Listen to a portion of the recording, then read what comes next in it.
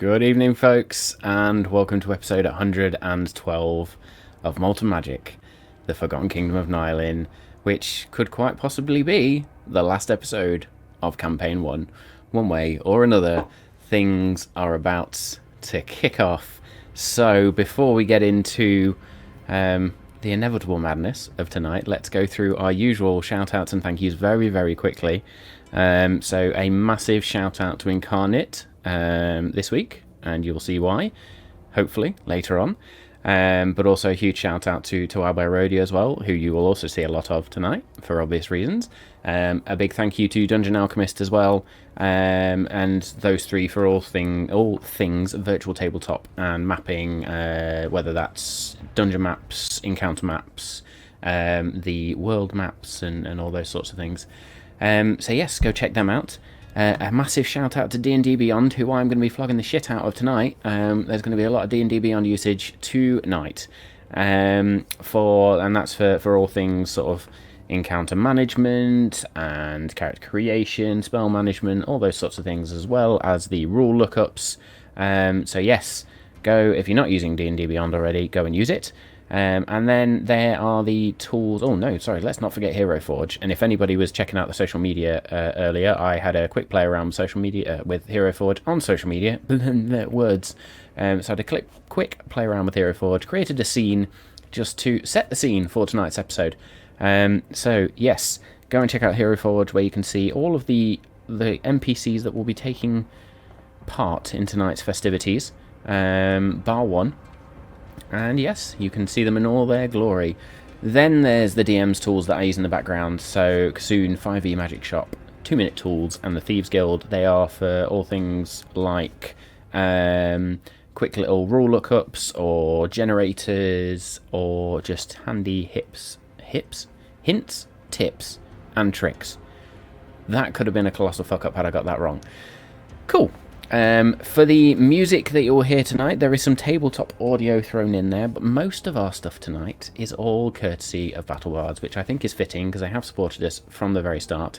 We are affiliated with them, so if you like and enjoy any of the music that you hear tonight, or any of the sound effects, then please go check out Battle Bards using the code you see on screen. Use that code when you register and get yourself a nice cheeky discount. Now, I've already mentioned the social media channels. We have posted stuff on Twitter, on Instagram, on TikTok today. It's all been out there, so go and check out all the good fun on there. And of course, you can also check out our YouTube channel as well for all the past episodes. If you also want to check out any of those past episodes, or maybe revisit tonight before next week, depending on what happens, then please go either check out the YouTube channel or check out our podcast on your platform of choice. And if you can, while you're listening to that podcast, please do leave us a rating or review. I'm already laughing at stuff going on in the chat. It's brilliant. So yes, go and check out the podcast, go check out the YouTube channel. And speaking of YouTube, this Wednesday, I am led to believe, hopefully, if you haven't had enough of Malt and Magic already, then please go check out the Place Bedford's YouTube channel. We will share this out on social media as it launches, but that's where you can catch the Malt and Magic one-shot that Samau and I were part of as part of the 24-hour gaming event that the Place Bedford did back in August, I believe it was. So yes, that will give you revelations on some other bits that have happened, and is probably aptly timed, funnily enough. So yes, the big news for this week, we've been promising it for weeks, months, maybe almost a year. The Discord channel is done. It is ready. It is there to go. My only caveat is that we don't currently have the ability to auto-recognize followers, so there are benefits for both followers and subscribers. If you have your Twitch account linked to Discord, then it should automatically pick up that you're a subscriber to the channel and will automatically put you into the subscriber channels as part of Discord. If that doesn't work, let us know. But if you're a follower, there's a channel on there to just drop your name in there. Let us know that you follow us, and then we'll give you access to those follower perks as well. So lots of things will happen on that Discord server over the next coming weeks and months. I am planning on doing a bit of a DM's Q&A session with any fans, and we'll sort of announce that closer to the time. We may look at doing maybe special events of Malt Magic and more on there every now and again, just between the four of us and the fans, just so you can sort of have that live interaction with us beyond Twitch. But yes, go and check it out. Go have some fun. If you've got fan art, you can go post it now without having to sort of contact us on social media. Just go dump it there. If you've got favourite clips, go put it in there as well. It is there for you to enjoy, and for us to engage with you on a more regular basis rather than just on Monday nights. So thank you to Samal for all the efforts in helping to get that set up, and the boys in just sanity checking everything. But yes, go check it out. And I'm afraid to say that is it for my announcements, for my shout outs, for my thank yous. So, as I said last week, strap in. It's about to get bumpy. Let's roll.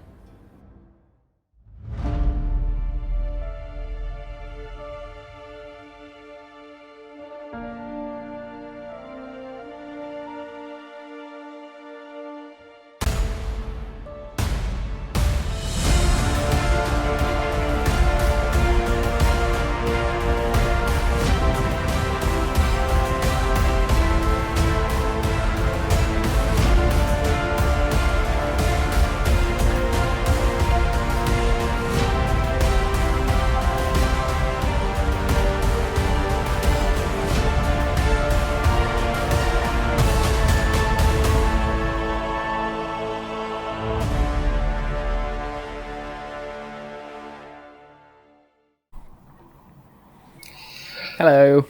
Hello. I've never seen you all look so fucking nervous at the start of an episode before. Come on. There we go. So yes, let's do the lineup very quickly. We'll do a quick recap. There's some stuff we do need to revisit from last week, and then that's it. We're there. There's not much else I can do for you boys. So, I am Matt, I am the Dungeon Master. I am also playing the psychic character of Bothrid and the NPC of Theo Godin tonight. And hopefully and Paul no one else. No one at all. I'm Danny, and I'm begrudgingly playing King Henry Vesemir, who got us into this mess, so, no pressure. Oh, does that mean we can blame you if everything goes to shit? Well, it'd technically be the Raven Queen's fault for not reincarnating us 18 times so we can win. Clear. Hello. I am Simao, and I'm playing Kirek Gravetusk, and I'm very, very nervous. And I have finished choosing my spells about 10 minutes ago, so that tells you how I've been just paralysis on all of this. Oh, man. I'm Dave. I'm playing Dargon the Brave, or Dargon Thunderhand, Nalakutha, Goliath Fighter Warlock. You said that as if you were doing it for the last time, Dave. I know. Could well be for the last time. So let's just make sure we repopulate that Discord link again. Just so people have got it in the chat. There it is. Oh, there we go. I think everybody's just posted that. Thank you, Stick. We're spamming ourselves. Amazing. Get it in there. So, yeah. We are proud of that. Cool. So, last week was very much our preparation episode and our chance to deal with a few NPCs that we wanted to communicate with. There were a few that we didn't communicate with, and we don't know where they are, we don't know what they're doing, but the majority of people you understand are on their way to Deluin now, to then make their way north. And you all spent time with your closest friends and allies, or went and did the things you needed to do. For Ander, that was speaking to his future queen and cementing their relationship. That's the way I'm going to describe it. That's the way it's going to stay. But also treating with the Fey Courts and asking for their assistance, of which you got it. You were told by Queen Titania, who turned out to be the Enchantress of Moonbright, that she would send forces to your aid in Deluin and beyond. And then the Queen of Air and Darkness, who was less friendly, told you you had all the help you needed, and she had already provided a gift. And so the Queen's Darkness was there at your beck and call, basically, Ander. Dargon, you ascended to the highest point in the city and communed with your gods, being the champion of two, and said goodbye to a good friend in Azazel, who you decided would be better off outside of this fight. And in doing so, Azazel is gone, and it's ascended back into the celestial planes, or wherever she came from. And then you decided to beef up the sword a little bit, and attribute yourself, or give yourself new attributes around the blade, and really cement your relationship with Timiel's Wrath. Not in the same way, but very much became closer with the sword, to the point where you can now summon and, I don't know, make the sword disappear at will. Kirik had a lot of fun. Having completed all of the things that needed to be completed at Esamir, there was a brief moment between Kirik and Theogodin, with Kirik inspiring Theogodin in some way, but then you made your way to Telmer, where you had agreed to meet Asmodeus in 3 days' time, and preparations began. Kirik spent the first day casting a certain spell, and then spent the next day casting more spells after he'd rested, and eventually you got the place set up to where you were ready to receive Asmodeus, or about as ready as you could be. And on the final night, you all sat down together, had a hero's feast, and then retreated to your beds for what I imagine would be quite a restless night. But before then, the one bit I glossed over and totally forgot to come back to, so I apologise for this, is, Andy, you had asked Kirik if you could pray with him to the Raven Queen. So that is what I want to revisit now, as everybody beds down, you've had your discussions. The two of you, I would say, go into the temple that's been formed. And what do you want to do? I'll be honest, Kirik, I'm not quite sure what I'm supposed to do. I've not really prayed very often, as you can imagine. I've communed with spirits and accidentally communed with god-type creatures, but what do I do? Do I just speak in my head, speak out loud? Do I have to do it through you? There's just a couple of things I want to say.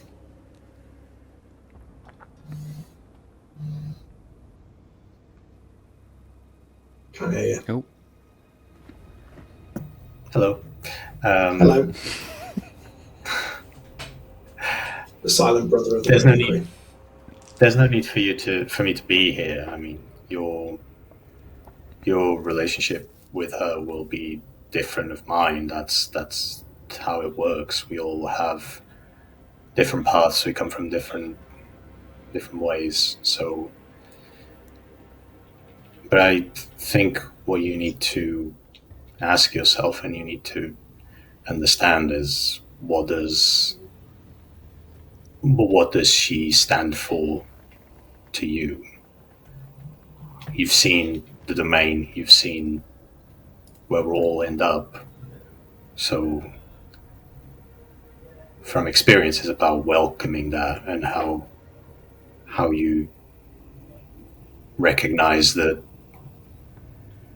it's a natural part of life. What comes next?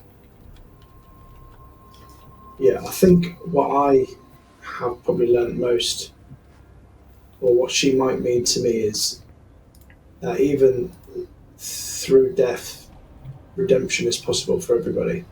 I think seeing what has happened to Theo, as going over to the other side, coming back, granted, he's under her influence somewhat, but I feel like I've seen the real him again, and I feel the amount of times we've died, I feel like we always come back better. So I feel like her and death for me is a form of redemption.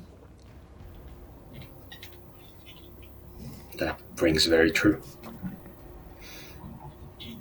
Okay. I will, as we're doing this, as a last spell that I would cast before sleep, I would cast Ceremony again on Anda, but I would use the dedication option, which is when check my spells. The target is a humanoid who wishes to be dedicated to your god's service. Next 24 hours, whenever the target makes a saving throw, you can roll a d4 and add the number rolled to the save.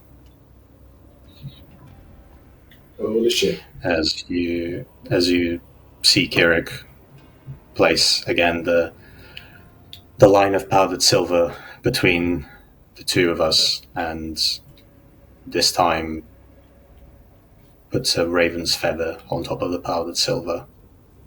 And as the spell goes on, you wear a brooch with the shield of your family, right? Yep. Like the brooch, the powdered silver is gonna get around the feather, and the brooch will sort of extend so that it's almost like the brooch is on top of the raven feather. There's also in silver. Nice. Okay. I think I'm ready to talk to her now. So Good luck. Do I have to get in the water like you do? No, you just need to Okay. visualize it in your head. Okay. I'll kneel down by the water and I'll put my hands in slightly so I feel the cold. So I feel a little bit more connected to her. And I would just like to, I'll say it inside my head. You might realise this is my first time doing this. I'm a little bit new at this religion thing, but I think over recent time I've connected with you more than anyone, and I think we both stand on the same side of destiny. But the main thing I wanted to do is thank you, because without you I never would have got the closure I've gotten against Theogodon. He left, well, I took him from this world and sent him to you, an evil pawn of a god. But you sent him back to me, a redeemed soul, and I seem to have got the old Theo back. So not only did I got closure in seeing him that way again one last time, and I feel like having you on our side, on my side, as we fight against Asmodeus, only makes me feel more confident in the outcome. And I promise that the temple in Esamir shall shine bright to your glory as long as I am king. Roll me a charisma-based religion check, please, sir. So if you're proficient in religion, you can add your proficiency bonus to a roll plus your charisma modifier, basically. So D20, charisma modifier, and then proficiency if you're proficient in religion. I am not proficient, so I'll just do my charisma. But you have jack of all trades. I've got +9 on religion. That's actually better than my straight charisma check. You've got a +9 on religion. Yeah, boy. Don't fuck it. It's an intelligence check. I've got high intelligence plus in my bard, so I'm fucking badass. Yeah, I'll allow it. Fuck it, why not? 25. Very good. So as you reach your hand into this pool and you sort of mentally project those words into the pool, you can feel and you see like ice crystals beginning to just crawl up your arm. And there's this one icy tendril which just slowly snakes its way up and across your chest, and you sort of see it go in behind your armour. And then there's the tiniest stab of icy cold in your heart, which turns to a feeling of reverence, I'm going to say. A feeling of familiarity, but also sends a shudder down your spine as you remember that feeling from the river.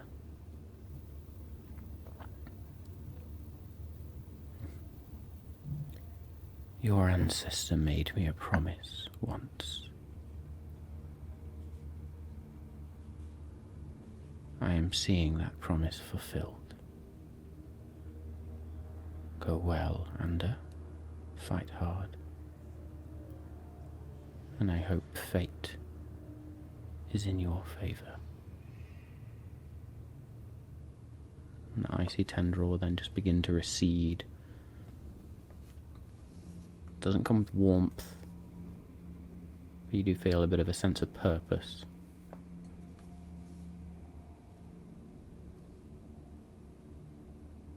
There we go.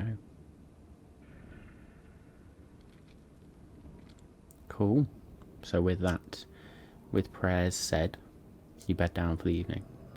And as we finished off last week, you all wake to the sound of a fiery portal slowly creating itself. For an hour, maybe, nothing happens. And then eventually the fire just flares. And stepping through, stooping underneath, and then coming to their full height, Asmodeus steps forward. Not adorned in the red robes that you'd seen him previously, but in this black and red leather outfit, black leather trousers, black boots over the top of these trousers, up to about knee height, if you like, with these red laces and red leather straps, gleaming buckles, this leather jacket, which comes just down to the waist, again with black leather mostly, but red trim. And then you see the musculature of his body. As he stands to his full height, you can see the bulges of the biceps and the triceps. See the muscular neck that goes into that head, where the skin is bright red, and there are two gleaming ruby red eyes, this black flowing hair behind him, these two great horns that curl up above his head. And in his hand he holds but one thing, a metallic rod that ends in this bright red ruby sphere. You just had to do it, didn't you, Danny? You just had to do it. The tension got too much for you. You make everything like an erotic novel when the gods come out. Metallic rod. You like, because you said bulges, and then you was like, there's only one thing in his hand, and I thought he was going to go, his cock.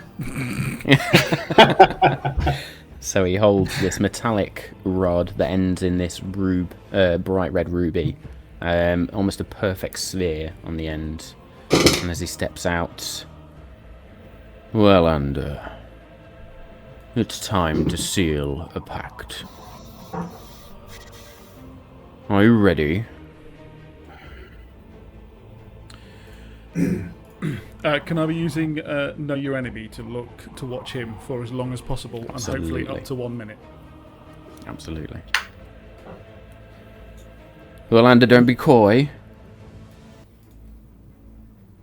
What's he talking about, Ander? I don't know. What are you doing here? We're making base camp. We're supposed to be coming to attack you. Did you know we were coming? Maybe a deception check against your... in fact... yeah, make me a deception check. Just make me a deception check in general. 35.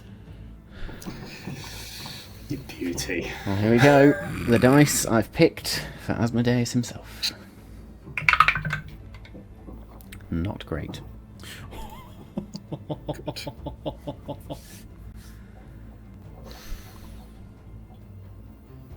He's going to look confused for a moment, but then there's realization.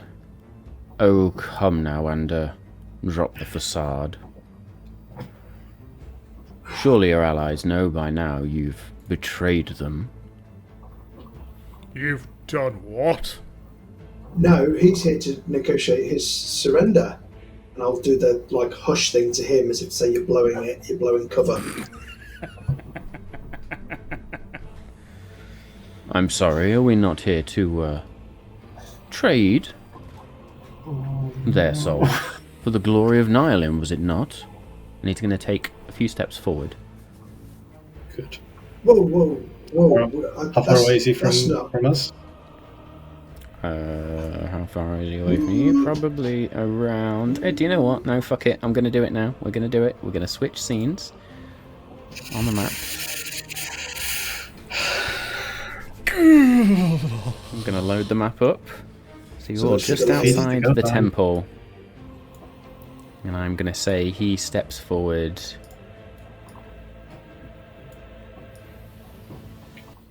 He's shouting across the field right now. There is a long distance between you all. Okay. It is almost 220 feet, but he can hear what you're saying. Yeah. And his voice is carrying quite loudly. He's going to continue to step forward. He needs to get so much closer, though. So much closer.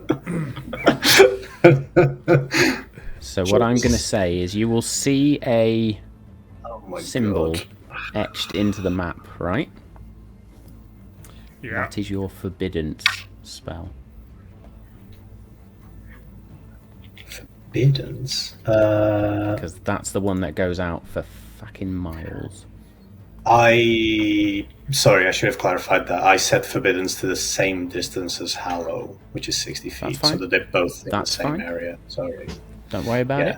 That's my bad. So you did have one that was... Yeah, there was one that was the whole map, wasn't there? So I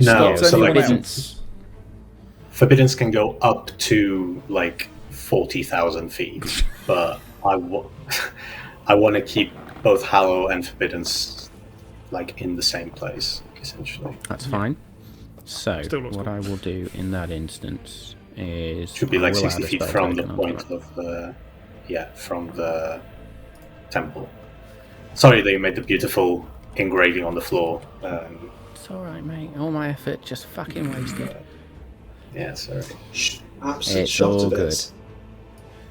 We're actually on the, this just happens to be the, the battleground of a long gone battle, and the scars of the. I thought it was like the Bifrost that when he appeared, he just 60-foot radius. It is 60-foot radius. Yeah. 60-foot radius. Okay. So we can say that's what it is. It's just the Bifrost.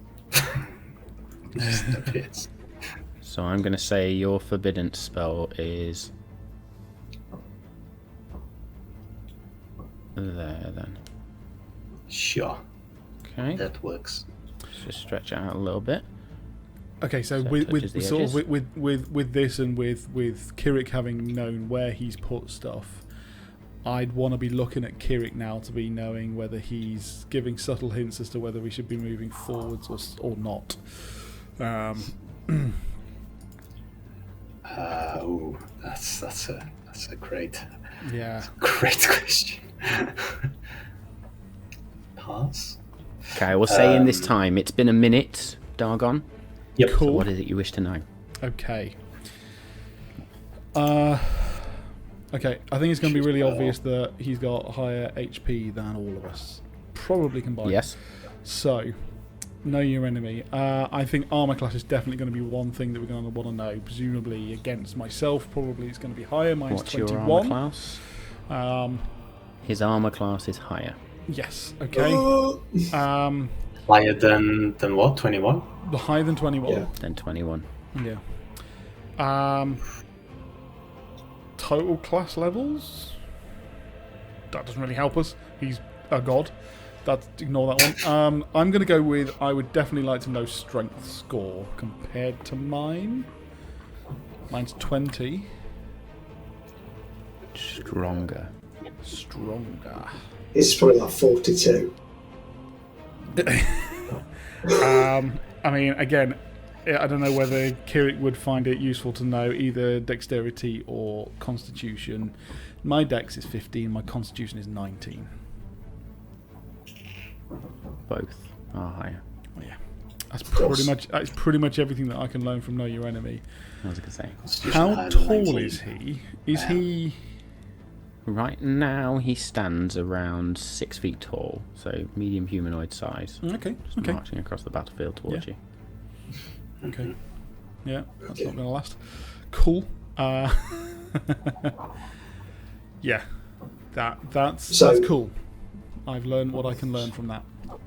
So the last thing he said to me was, "I'm here to trade," or something, wasn't it? Yeah. So I will shout. So I will shout back. How are we supposed to keep up a ruse if you give the game away straight away?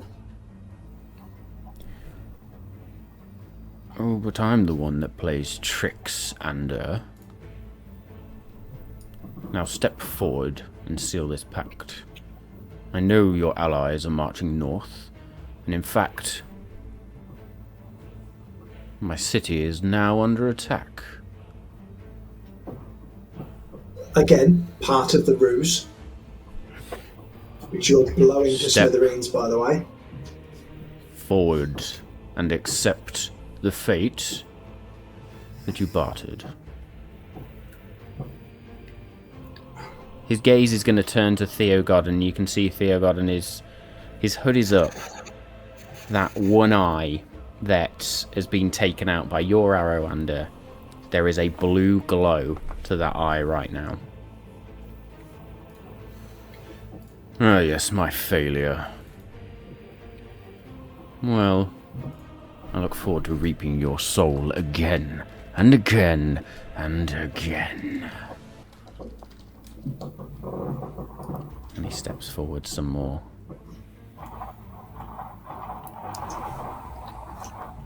I'll step forward one, just to show that I've listened to what he said, but I don't want to go too close, obviously.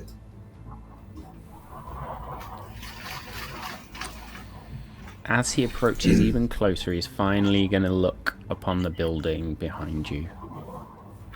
Oh, how very fitting. I look forward to claiming all of you in front of her. As I promised. Now, you guys are looking confused, but obviously I've made a deal. We're saving Nialin today. And Asmodeus is going to help us. What do you mean? What is this shit? All we have to do is he'll leave Nialin. We just need to give him Theo and your souls. Can I turn towards Ander, draw out the sword of sharpness, and my shield? Nice. And point the sword at Ander.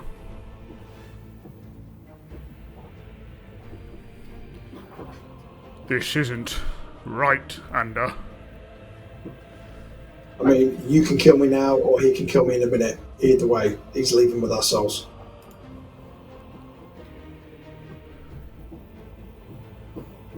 And I'll look to Asmodeus as if to say, are you going to step in here, or what? Do it. Go on, Dargon. He's betrayed you. Don't you want vengeance? Take him. Maybe I'll take it easy on you. Destroy him.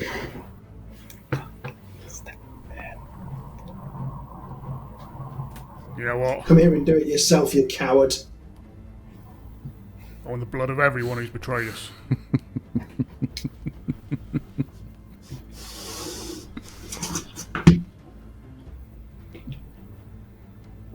Go on then.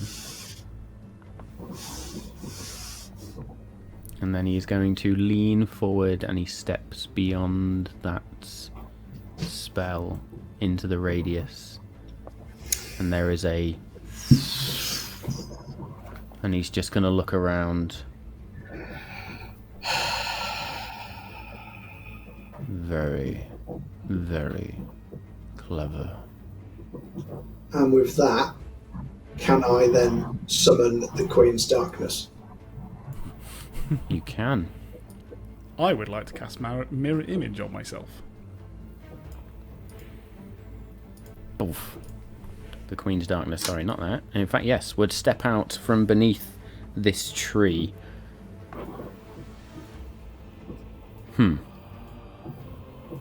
Smaller than I imagined. Asmodeus, at this point, is just going to begin to look around and look at all the people in front. As Dargon, multiple images of Dargon appear.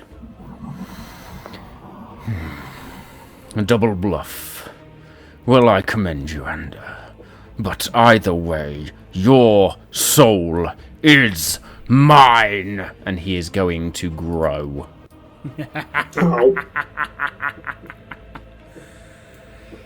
Yes. And Easier to hit. that one. Yeah, it's dropped his armor class to like 12 now. So it's easy. So he just grows to a gargantuan size. And let's roll some initiative. Yes! Here we go. Initiative for ages. For that, because he stepped in, he's going to take...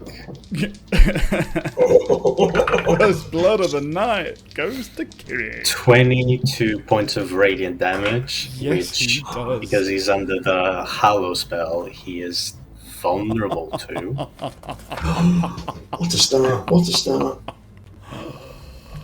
Can I just as an aside, I'm going to show you how fitting this is. My book has so many pages You're of on the last notes, and then it goes to paper for maps, and I have just found the end of the note page. So we need to finish, is what you're saying. Bad omen. Bad omen. So, right, I'm I going to need a use some of the wee. graph paper. I was just thinking, I need to go this way. So 48 points of radiant, yeah? 44 altogether. 44. Oh my goodness me. Oh, that rolled a 19 on initiative. Oh, yes, he's right. 21 on Okay. initiative. 21 on initiative. I need to stretch. Oh, hang on. So Theo gets... I need another whiskey. Theo gets a 7 of all fucking things. Thanks for coming, Theo. Do you want to roll initiative for the +5. Queen's Darkness, please, Yes, Danny? he's got a +5. So he got a dirty 20. Nice. Nice.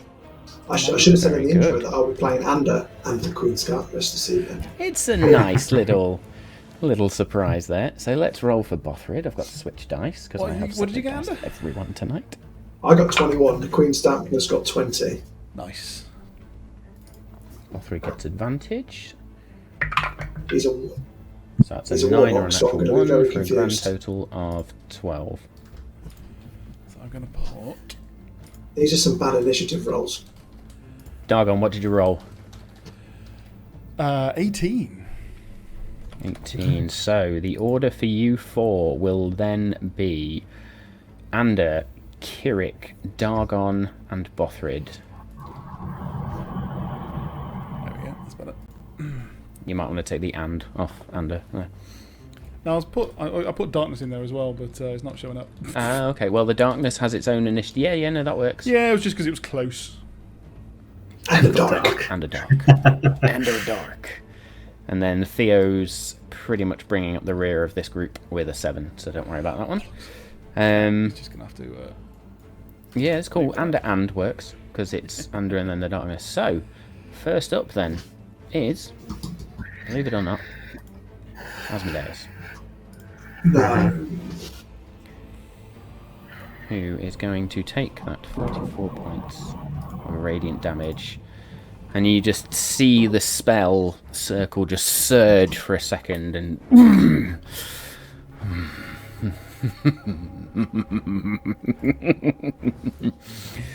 Oh, clerics. Oh, how you are wasted.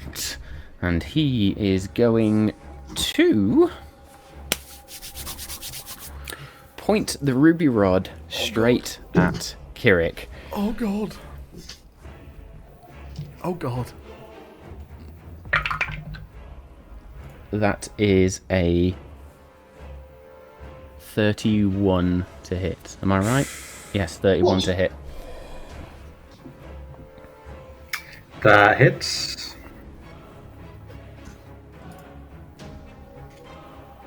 Loud. You are going to take... I'm ready for this. 57 points of fire damage. No, sorry, I've clicked the wrong one. Ignore me. There's too many things going on here. You're going to take 51 points of fire damage as this burst of fire just out towards you. 51. 51. Okay. Yikes.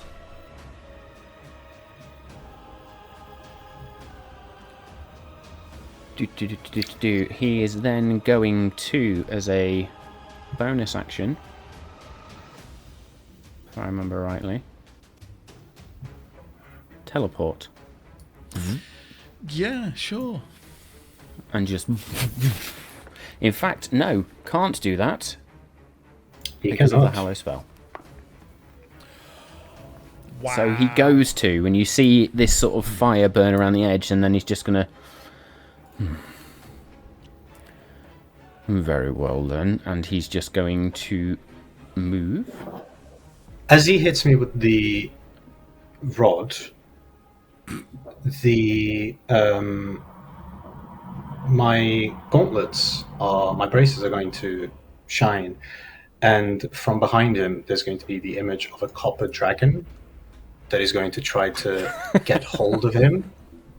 As I'm going to use the copper ability of my platinum scale, of Braces of Platinum Scale. Can he make a Constitution saving throw, please? He can indeed.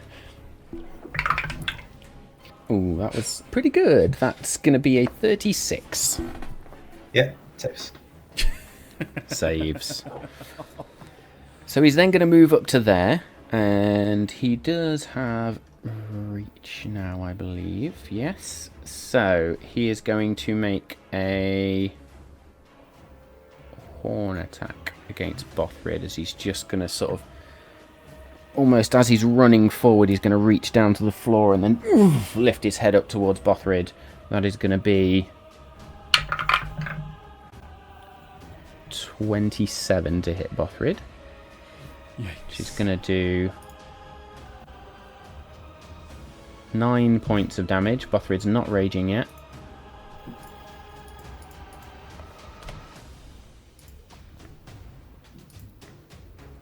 Do 9 points of damage, and then yeah, it's gonna have to be another attack against Bothrid. Slam attack. That is a 31 to hit. Bothrid is going to take 40 points of damage.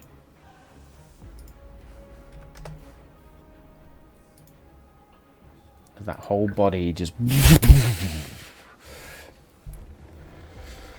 Are you still sure you want to fight me? And that's going to be the end of his turn. Ander. You're muted. Tit. I will, because he's now close to me, and I'll use my bow and arrow, because he's far enough away from where I can still use it. So I will shoot him with my arrow, but I won't use bonus action steady aim, because I've got another reason for bonus action. So that will be a 26 to hit. 26 will not. What? Okay then. That's disconcerting. So as a bonus action, I will use the ability of my cloak to use 2 charges of it to fast step. 5, 10, 15, 20, 35, 40, 45, 50, over here. How far can you go? 60 I'll put you feet. there. And then I've got my movement speed, so then I'll go 5, 10, 15, 20, 25, 30, and I'll hide behind, get behind this rock. Mm-hmm. So you far stepped away anyway, which is a teleport, so there's this... just literally skitters off his chest. And you then disappear in a dark sort of swirl and then sprint across. Make me a stealth check, please. Happily. 25.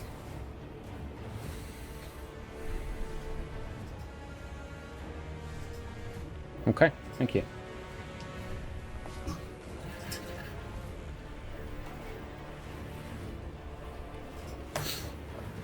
Is it the Queen's Darkness? Anything else in your go? It is the Queen's Darkness's go, if that's you done. So the Queen's Darkness will use Mind Slither, which is an Intelligence 20 saving throw from you, please. What level spell are you casting that at? Well, it's an at-will cantrip. It's an at-will cantrip. Okay. As the Queen's Darkness sort of just reaches a hand up to his head and focuses towards Asmodeus, Asmodeus's gaze is just going to snap towards the Queen's Darkness. No, no, no, I don't think so. No effect. Ow. Is that because he's immune to psychic damage, or just because he choked me? Oh god. Fuck. Okay. Will I stay where I am? As a bonus action. Oh no. Now I'll get an opportunity attack. Oh, what do I do with him? I'll stay where I am. Why would you get an opportunity attack? Because what I was going to do was I was going to expeditious retreat, or I could take, because I've got to get round him somehow, because I wanted to get towards under, but getting round him the long way, I haven't got enough movement for that, I don't think so. Okay, fair enough. I mean, you can start making that way if you want. Ooh.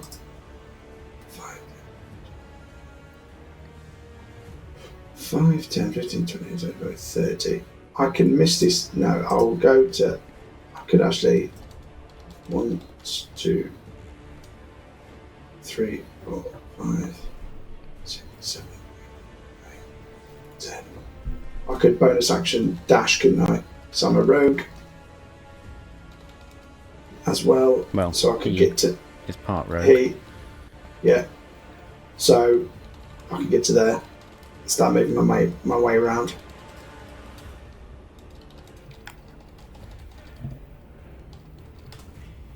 I'll leave it there. Okay. Anything else on your turn? Or on the Queen's Darkness's turn? No, I'll use my bonus action for that. Asmodeus is then going to take a legendary action. His gaze is going to look straight towards Kirik. You were clever, but I'm not sure you were clever enough. And there's going to be just this presence that enters your mind, Kirik. I need a wisdom saving throw, please. Which I believe you get advantage on because of Hero's Feast.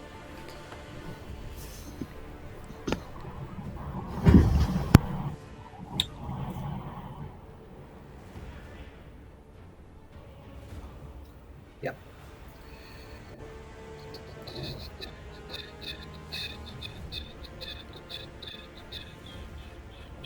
$29. You can feel Asmodeus' presence in your brain, but the Raven Queen is right there with you. And she's just almost... You almost feel like she has a hand on your shoulder. Hold fast, Kirik. We have this. And the effect. Or it has no effect, I should point out. And we are then over to you, sir. It is your go.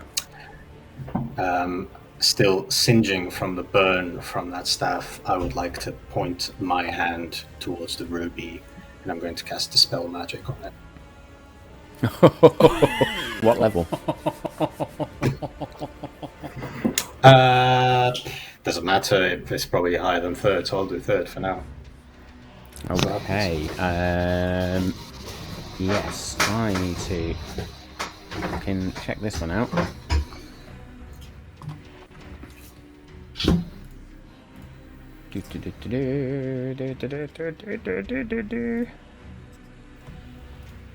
Where are we? Dispel magic. Okay, roll me a spellcasting ability check then, please, sir.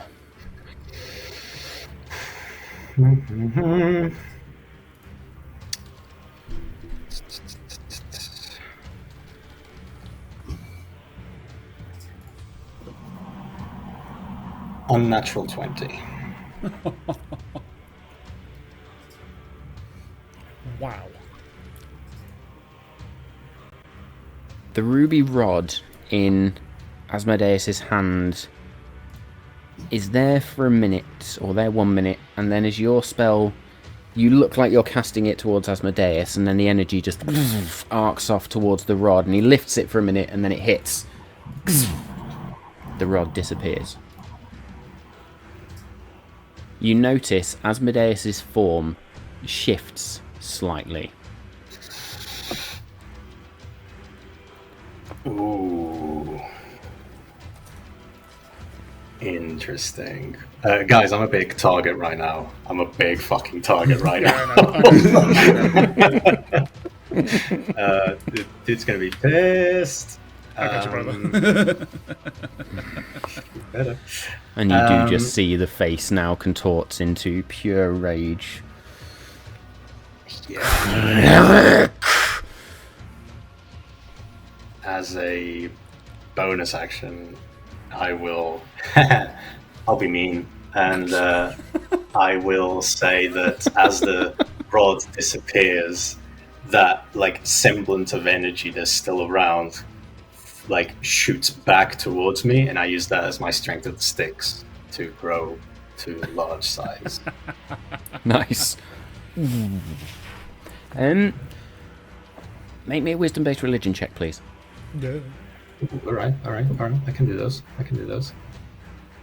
I am proficient in religion, so I'll just roll an insight.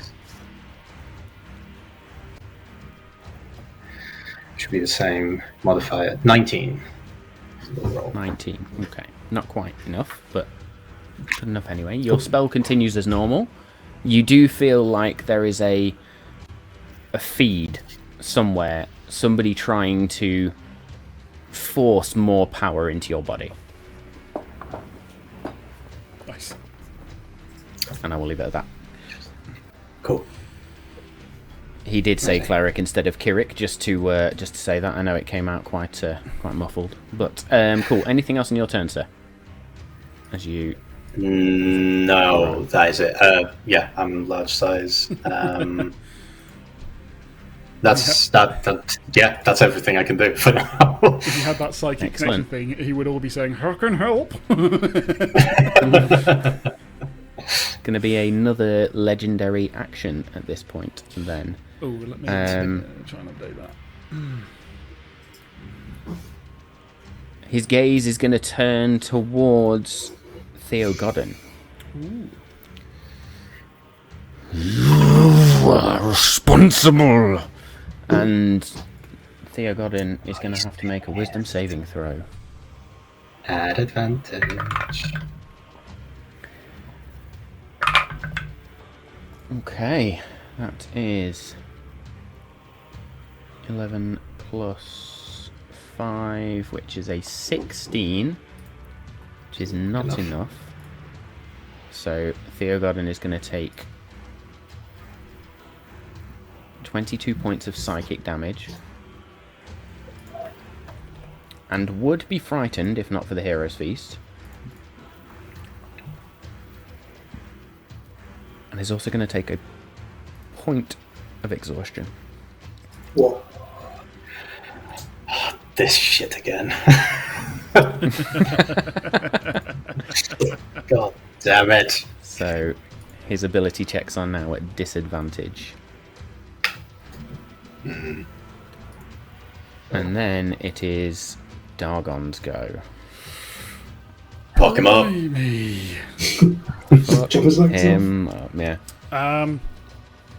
First time we've kind of used this in the battle scenario, so just want to double check the ruling before I make a mistake. In creating the pact weapon, is that the initial? Mm-hmm. As in, does it take an action for me to reveal, or is that the action was more the creation and bond? So it's very vague in the wording. So that action to create a pact weapon would be to create a spectral phantasmal weapon. I am definitely going to play rule of cool on this one, and as you did it for a reason, for an RP reason, if you now want to summon the sword, it will be a free action. I wanted to check it because obviously it's very, a whole action for me. I just need to make sure I know what I'm doing. So, I will... I'm holding the sword, and basically this has all happened really quickly. I suppose I've probably moved a little bit, but the sword of sharpness is still pretty much pointing out sideways. And I'll look up to this massive creature, and I'll just spin the sword around, slam it into the ground, and then go, Asmodeus, I think you need to be looking at me now. And I will bamf out Timiel's Wrath. Timiel's Wrath appears, disguise gone. Yeah. It is now full fury of the god's sword, burning with radiant light, the runes lit up, and right on the crossguard there are two symbols, or there's a single symbol, the symbol of a sun backed by these angelic wings. And Asmodeus' gaze is just going to snap towards you. Carry on, sir. You recognise this, and as I do, I'm going to slam it up into the air, and as I do, the immense brightness that comes from the sword gets brighter and wider as I cast Holy Aura. Nice! That's going to be He-Man, isn't it? I have the power! Now, I will say that I will move 5 feet over just before doing that, next to Kirik. That should mean that should cover everyone but Ander in the 30-foot radius around me. Sorry, I need to move myself, my bad. So I shall move myself there. Now, I just need to double check. Is this on creation, or is it anyone around me at any time? I believe it's on creation. On creation. That's why I'm doing that. That's why I was moving over, just because I think if I can capture all of them, then any creatures of my choice, which would be everyone but Asmodeus, will have advantage on all saving throws. Anyone else, Asmodeus, for instance, will have disadvantage on attack rolls. And other creatures, i.e. Asmodeus, will have disadvantage on attack rolls against those people with the soft light glowing from them. I thought there was something else where it says that there's a disadvantage on anyone else, but I may have been wrong there. So let me read Holy Aura for you. Let's just double check. I think it's... we have advantage on saving throws, and other creatures have disadvantage on attack rolls against them, i.e. us with the glow around them. There's one more effect after that. In addition... Yes, in addition, when a fiend or undead hits an affected creature, the aura flashes brilliant white. The attacker must succeed on a Constitution saving throw or be blinded until the spell ends. There we go. So we are now covered with that one. What it level is a very, is this? very low. This is from the armour, isn't it? This is from the sword. Sword. From the sword. Sorry, yes. Cool. This is from the In which sword, case, and I am very good. concentrating on it, and it is low for me, a saving throw, but however, still. It's okay. So that will have That's been if you get hit. You've just given him disadvantage on everything. On attack rolls against us, yes. That is my action, and I am going to then action surge. Cool. Straight Nice. off the bat. Holy Straight fuck. off the bat. No messing about. And I'm going to see how Timiel's Wrath likes the taste of his blood. Nice. So I'm going to move forwards. 5, 10. And I shall take... firstly... I'm going to use all of what just happened there as a distracting strike. Go for it. So... Yeah, that's 20. Go on. No, that would be... that would have been... Sorry, what would that be? The other one... No, that's actually using... well, I haven't used my bonus action, actually, have I? What the hell's my bonus action? Fainting attack. My bad, I got the name wrong. Fainting attack. So that is my fainting attack. So that was terrible. I didn't get a natural 20. It is really bad. Oh shit, did I miss? 23. Misses. That was really bad roll, that was. So that misses on that one. That is then the next attack. Yeah, dirty 20. That's bad. Come on. Don't believe it. Another dirty 20. Fucking miss. Oh no. So you just light up this aura. This is the curse of action surge, I think, for this campaign. Mm-hmm. The holy aura lights up, and everybody apart from Ander just begins to glow softly. Dargon, your armor glows brighter as you rush forward and sort of go to stab at the left and then cut back. And as you cut back, you catch yourself on the buckle of Asmodeus's boot. And the sword gets wedged there as you try and just slice in 2 more times and eventually free the sword out. To no effect. Jesus. But you have just cast Holy Aura, which has fucked my day up a bit. Cool. Right, and then I've moved 15 feet. I've used everything else, but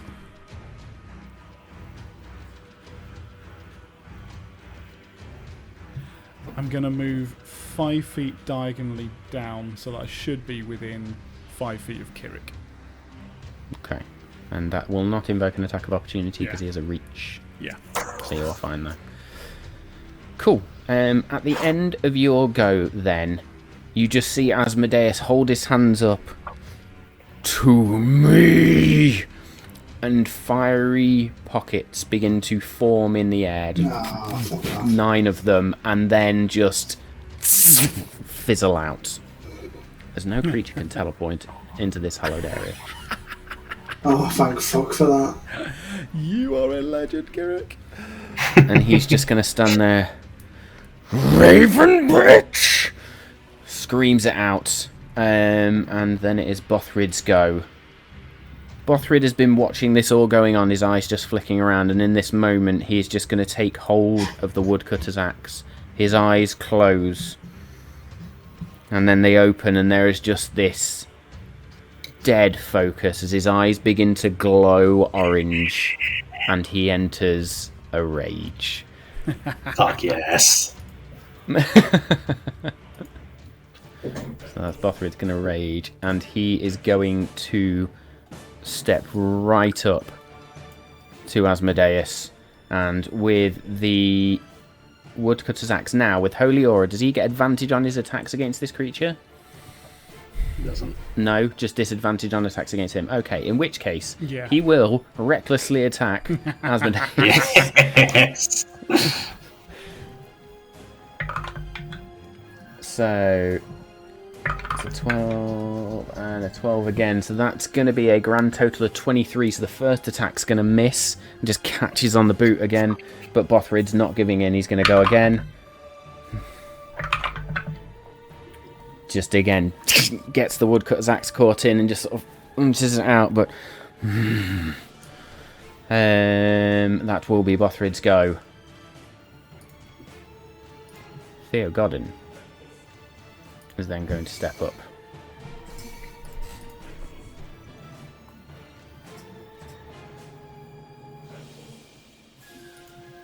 I'm overheating. This is ridiculous. We've not really hit him, actually. Thank God We've done a grand initial total damage. of Yeah, we've done a grand total of 44 points so far. It's all good. Theo Godden's just going to step up. That blue glow from the eye is just going to sort of shine out from beneath the hood as he's just going to pull it back, and you see the white skin now. The bluish white hair just flows out from underneath the cloak, and he's just going to take a hand. I think it's time you slowed down. No. He's going to cast slow against everyone. Everyone else. Right up. So Asmodeus needs to make a wisdom saving throw. Ooh.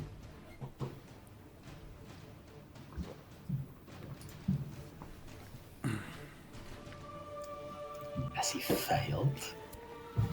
He's going to use legendary. Yes, but he does have Legendary magical resistance. I had to double check that then. So he does save as a result of that. So that was a natural 1 on the first roll, and then a 19 plus stuff. So Theo Godden's just going to be there and. Okay, what have we got for bonus actions for Theo then? He is going to take a cunning action to... No, he's not. No, he's not. He's just going to fucking stand there.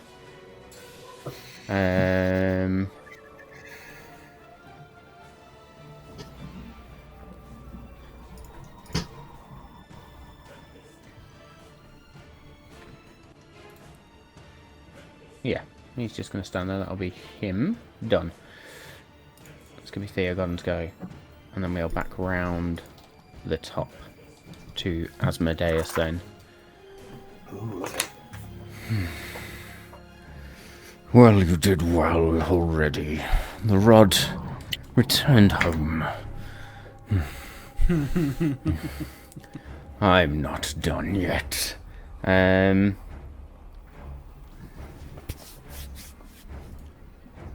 the top of his turn, sorry, he's going to take some damage. God, you did that. Jesus. 14, so 28. 28 Points of radiant damage. Again, this spell circle, this sort of the spell effect, this radius just glows with a dark energy, and you can see almost just this cut just lash itself across Asmodeus' face, and from beneath that there's just this dark sort of dark saber type glow that beams out from there as the Raven Queen does her damage. That's cool as hell. I hate to ask this question. Of course. Did any of the slashers, he's not got that many, obviously, did they disappear on his turn? That's a good point. Give Matt ideas. One did. Yeah, there you go. We might as well know it's no, happening. in fact, no, they didn't. No, they didn't. No, they didn't. No, they didn't. Okay. And there is a Because it's reason radiant. why they didn't. Radiant. This is I got that radiant. right. Cool. You cannot heal with radiant damage. Fucking brilliant. Interesting. Yes. Okay. Yeah, Asmodeus isn't happy. He's going to point straight at. myself. Yeah, straight at you, Dargan, I think. Yeah. Having seen the sword, I need a charisma saving throw, please. That's not with an advantage or anything, is it? You can have a D4 20 saving throw though. Okay. No, that's just me. No, that's just you. That's not. That for me. Yeah. Charisma saving throw. It's her advantage. It's her advantage, though. It Is is it an advantage? What for? Use your holy Because of aura. Holy Aura. I knew that. I cast it, and I knew that. Is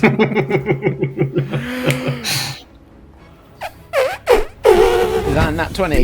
Yes! Oh, Oh, I thought you were God. going to explain. I thought that was a 22. Okay, Fucking hell. Shut that one off. That one's gone. Jesus. He's just going to point a hand towards you, and this fiery portal almost begins to form around your body as he tries to banish you. Oh, yeah. And you just resist it, and it's gone. Jesus. That's a bastard. It was the time to go on that 20. Getting very angry. I do believe that's all he can do in his turn, because you've really fucked his bonus action up. Oh my god. Ander, You are currently bonus hidden. action steady aim. you don't I need to will use your bonus bonus action. action. Because you are hidden, I am going to give you advantage on the roll anyway. Ka-ching. Okay. Right, here comes an at 20 then, yeah? Or not. Now's the time. I don't even hit. I don't hit with a 22. Cock.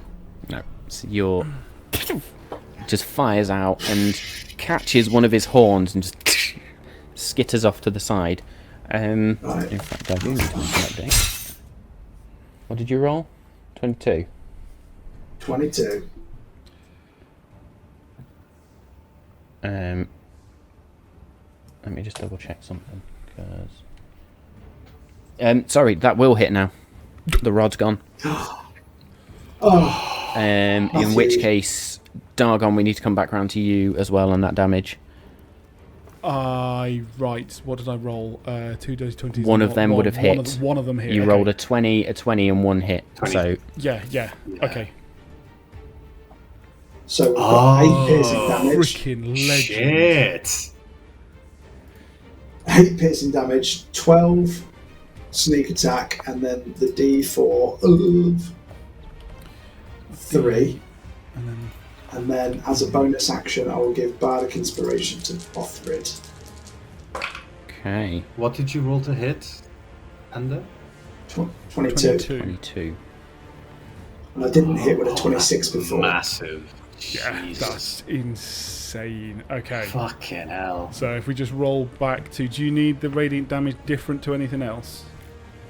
Yes. You do. Okay, so it was a D8. So that is How much slashing? 13 points of slashing.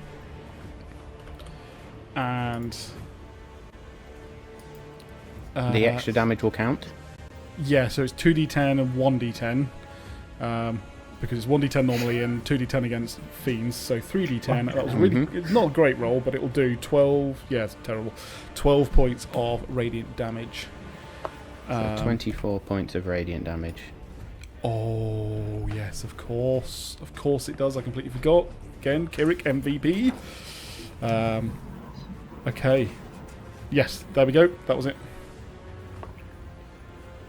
Okay, so there is a slice on the boots. Andy, your arrow just and catches him in the back of the shoulder, and there's just this. Oh yes, I'd not forgotten about you. Anything else in your turn, or is that it? No, I used my bonus action. No, I didn't use my, I used my bonus action for Bardic Inspiration, so I'll stay exactly where I am. Okay, he is going to turn and look towards So he knows where you. you are now. Yep. I can't bonus action hide, that's the problem. I've used it already. But that's not going to work anyway, as he just turns to look at you. Shit, I should have moved. So he's not going to use a legendary action that turn. Queen's Darkness. He will look at Asmodeus and he will cast a 5th level Witch Bolt. As you do. Okay. So that's as you do. So that's a plus 10 to hit. So I'll roll that on Anders' sheet. I've got a plus 2. I haven't got anything with a plus 10 or a minor 2i. Oh, how about that? So, that will be a 29 to hit with a Witch Bolt. Fuck's sake. And we've The got Queen's 5, Darkness 5, just... 12 coming out of there. You just see him gather shadow in front of him and then just leashes a hand forward and this black bolt of energy just out towards Asmodeus, catches him on the side of the face and just continues to crackle there. How much damage? That's 30 lightning damage. 30. 30 points of lightning damage. So that's a concentration spell, so I'm maintaining the arc of energy. No worries.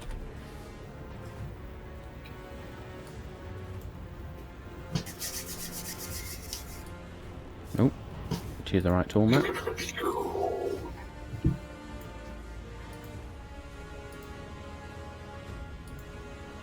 There we go. And Bothra has his Zooming in the inspiration. map. So hopefully he won't die next turn. In fact, I need to put that on Bothrid as well. I'm happy with that turn. I did some stuff. That works. Just need some nat 20s now. Bothrid is bardically inspired. Okay, Asmodeus is then going to use a legendary action again. Is going to turn towards the Queen's Darkness at this point. Can you make me a Wisdom saving throw for the Queen's Darkness? Uh-oh. Advantage. +4. Advantage. I'm just pressing whatever I've got a +4 on Ananda's sheet, so it's easier, isn't it? I'm glad you said advantage, because that's a natural... No, it's not. It's a dirty 20. Got excited when I see 20. That is not enough. Yeah. What? So he is going to take 18 points of psychic damage. The one thing I didn't put on his character sheet is that because he's got the gift of the Queen of Air and Darkness, he's immune to being frightened. But will take a point of exhaustion. How much damage was it? 18, did you say? 18, I've done it for you, don't worry. Okay. And a Because I point of don't know if you exhaustion. can influence the damage. No, I can't, no. Okay, with that, Kirik. Okay, yeah. As he is distracted with the Queen's Darkness, I will raise my hand towards him, and using the holy aura that is around me, I'm going to focus all that energy in my hand, and I will shoot it towards Asmodeus as I cast Sunbeam. At 6th level. 27th level. Okay, Just dishing out 6th level spells as you do. Is that a 6th to 7th or a 5th to 6th? It's a 6th to 7th, yeah. oh Shit. shit! Yeah. But Sunbeam doesn't scale. Oh, okay. Okay, yeah, fine. Yeah. It's always the same. So can he make a Constitution saving throw, please? Badly.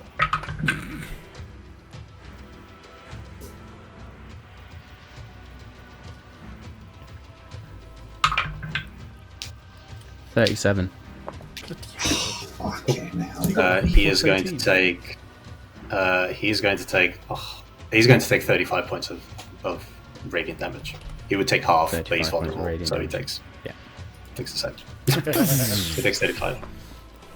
So this sunbeam just begins to burn across, and as the sunbeam burns across, and you see now all the damages that have been done, there's just these cracks across the body, and this dark energy is just coursing out. Anything else in your turn, Kirik? Yeah, bonus action. I will use Second Wind because great. I took a big hit first one. You did take a big hit. So yeah, I'll use Second Wind to recover. Only 10 plus 3. Whatever this is plus 3. So that's going to be 10. I gained 10 points of healing.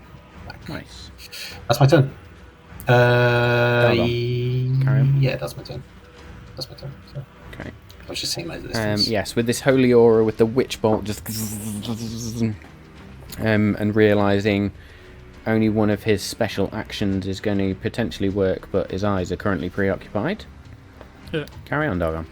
Okay, so I'm going to move 5 foot further forwards again, standing next to Bothwyn as I do. Going to go slashing at him, probably at this point, if he's gargantuan, at his shins or something. So, Here we go. It's going to be... Let's move them out the way for a moment. And let's do another...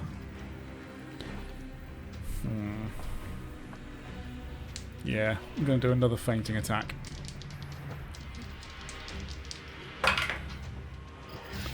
Okay, it's not an natural 20, but hopefully it's better. So that is a 26 to hit. That is going to hit. I'm checking. Nice. So we're going to start, and that is going to be with. So that's that one, which is 14 points of slashing damage. 14 points of slashing. And then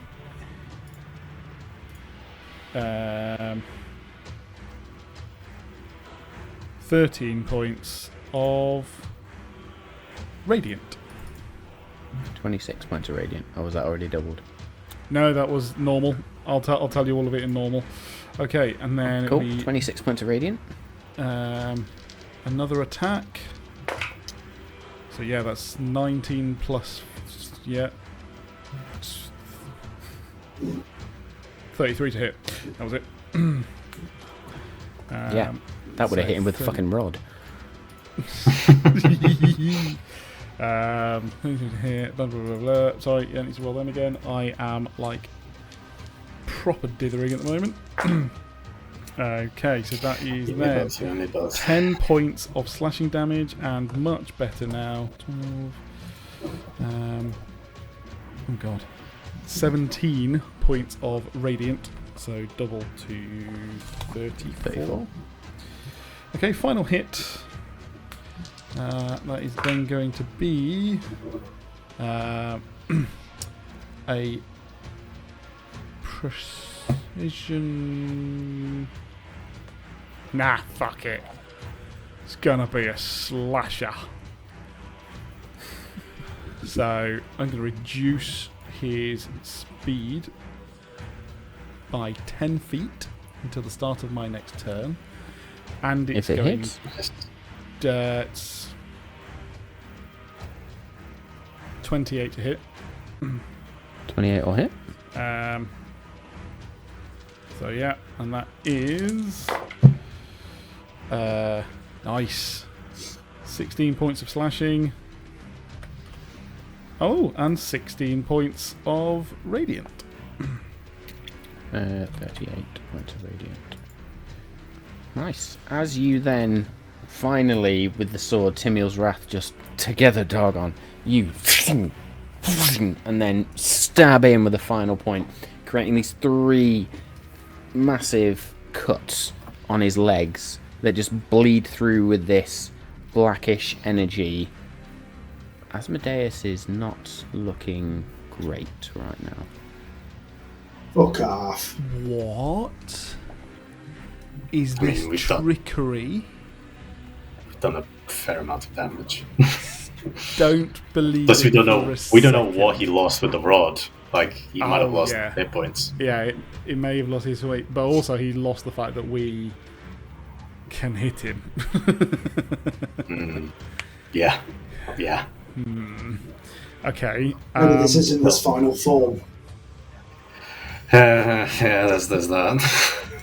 Okay, Well, I use whatever- my yes. I use my bonus action, so that'll be me. I'm staying right there, by the way. Okay. Okay. Asmodeus, at this point, his eyes, he's sort of got used to this crackling energy that's on his face. He's just going to turn and look at you again, Dargon. Time to die, Goliath. I need a wisdom saving throw, please. With advantage of course. from everything. Shame that's not triple.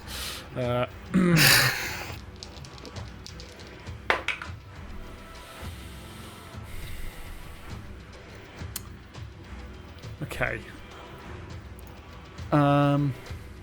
Bear with. Must use the new roll if we use Indomitable. I think I'm going to fail this anyway. I'm probably going to fail it, even if I re-roll. So, but am I going to be completely fucked if I don't try? What do we think this is? Advantage, I'm going to have to just do it. With a wisdom saving throw, 14. Thanks. I'm going to take 12 points of psychic damage. Okay. You're not frightened, but you are going to take a point of exhaustion. Okay. Yeah. That's the killer, isn't it? That point of exhaustion. He's like, don't give a shit about the hit points to a degree compared to the exhaustion that we hit. Jesus, I've got to roll that better next time. If he hits enough of those, that's You problem. die. Yeah. Yeah. Okay. Okay. Bothrid then is just gonna wrench his axe out where it's got caught. You need to die. Gonna recklessly attack twice.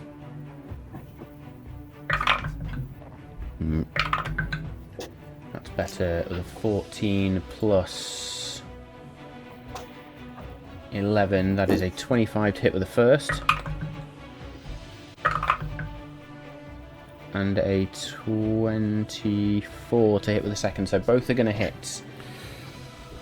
Seriously. MVP somehow. Just 16 I just points didn't of like being slashing attacked by that rod. damage. That was very- Plus so far what's 10, going on? 26, 28, 30 points of slashing damage beauty. from the woodcutter's axe. As Bothrid just slams in twice.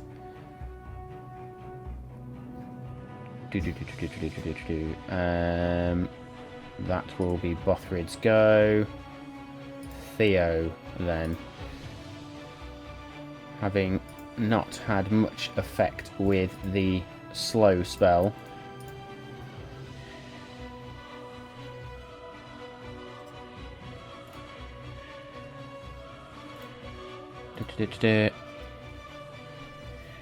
it's just disadvantage on attacks, isn't it?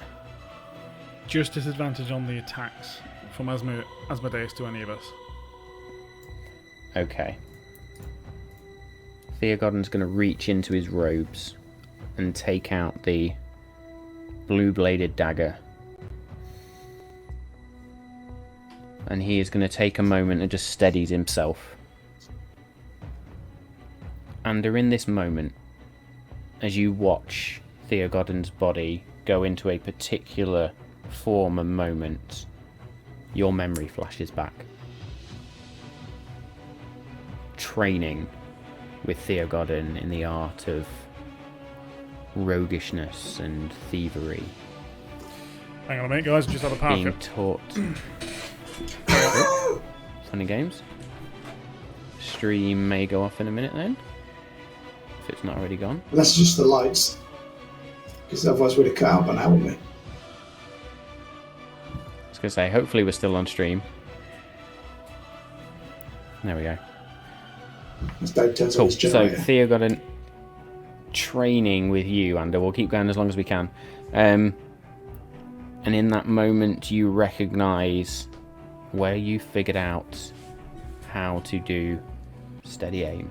He's going to take steady aim, and he is then just going to throw this dagger towards Asmodeus. UPS for the frickin' win. I was going to say, mate, that works. 5, 10. He is in range. That's at advantage. Special dice for Theogodon. I'm assuming you don't mean the delivery service. 19 or Uninterruptible power supply. 21 does not hit. This dagger just hits against Asmodeus' sort of waist area and just skitters off to the side. And Theogodon's just going to look almost in disdain at himself and just sort of looks at his hand. That will be the end of Theo's turn. Again, Asmodeus is going to turn around. Too many names with G's in. Asmodeus is going to turn around to Theogodin, and he's just going to laugh. Not enough. Not without me. And the eyes are going to flare again. Theogodin is going to stop it. Theogodin needs to make a wisdom saving throw. At advantage. So that was a 16 on the dice, which plus wisdom makes it a 21, which is not enough. So we don't know what his is going to take saving DC is, do we? But it's oh dear. 22 or more. Theogodin's going to take 23 points of psychic damage. Can't be frightened because of Hero's Feast, but he's going to take a second point of exhaustion. No. Not Bothrid. Which means his speed is halved. Oh, I'm glad I could provide some entertainment for our LGBTQIA plus viewers now. Cool. We are back round to the top then. It's Asmodeus's turn. He's the now you've said YMCA stick. He is the one with the handlebar mustache dressed in leather from the music video as well. Hands on. And he calls Asmodeus is just going to point his hand to the ground, and this greenish glow is just going to begin to spread in a 30-foot radius sphere, which is going to catch everyone. I need Constitution saving throws from all of you apart from Ander. So that's at advantage for all of us. Oh, brings darkness needs to do one. Constitution saving throws. Okay, let's find out if this is good enough. 25. Oh, do we not have a +1 from anything? Oh no, that's from the Rod of Alertness or whatever, isn't it? So we don't have that. I kind of hear something. 25 is enough. Asmodeus is also going to take 44 points of radiant. That's already doubled. Nice. How much radiant? Sorry, 40. 44 altogether, already doubled. Points of radiant. And then it was a con saving throw? It was a con saving throw, so Dargon got a 25, which is enough to... It's the magic number. Oh, the darkness got 21. So that's the new. Darkness got 21, it's going to fail.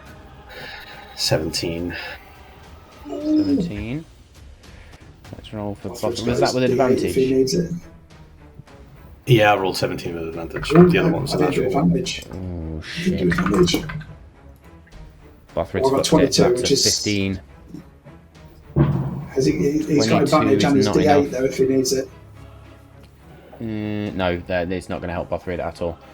Okay. So he won't use it just yet. Cock. So that's Bothrid fails, the darkness fails, we've got Theogodin. Oh, sorry, that was a constitution check. I get +6 on that. Saving so, yeah, so it's a 23 as opposed to whatever. 23 is still not quite enough. So there's 25. Wow. What's the magic number? Everybody except Dargon in this circle is then going to fail. Holy crap. And as this greenish, sickening type radiance emerges out. Ignore that. I did accidentally press something.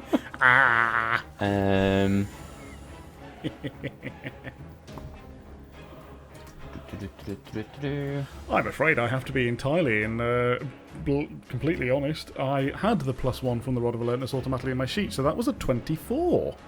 I'm afraid. Okay, God damn it, Dave. Everybody's going to take this then. Is this a spell that he's casted? I want to be honest now. Yes, it is a spell. Everybody is As going to always. take 28 points of radiant damage. Reaction counter spell. Can you do that? From Are you Amber within from range? across the room. He's within 60 feet of me because he's fucking huge. Okay, sir.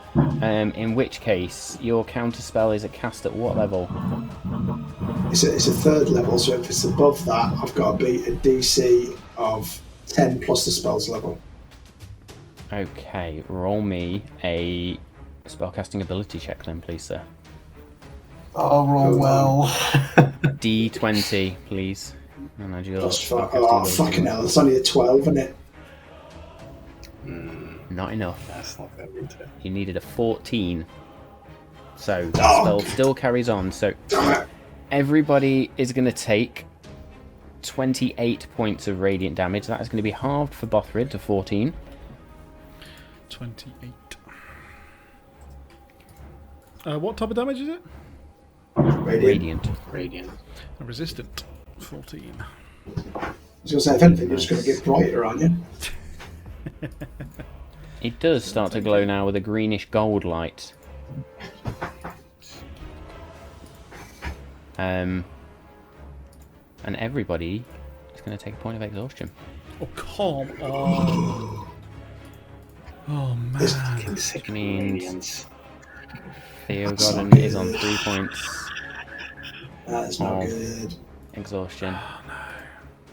I rolled a nat 20 on my concentration check. Nice. Concentration check. Oh, yeah. There's Thank you. three Concentration folks check. that need concentration, yeah. Yeah, I'm good. Right, so this is for the darkness. The darkness rolled a 4. What's this So, called? which bolt ends? Plus 5. Oh, 9. okay. So I said 9. Got a 9. Plus Yeah, 5. that's going to end. Fuck. So, which bolt is gone? God Okay, damn it. and with that, we're going to take a very, very short break because I think people need a pee. Get yourselves a drink, folks. Settle back in. We will continue this fight in the second half. See you in a minute. Hello. Oh, yeah. Hello. Say yes.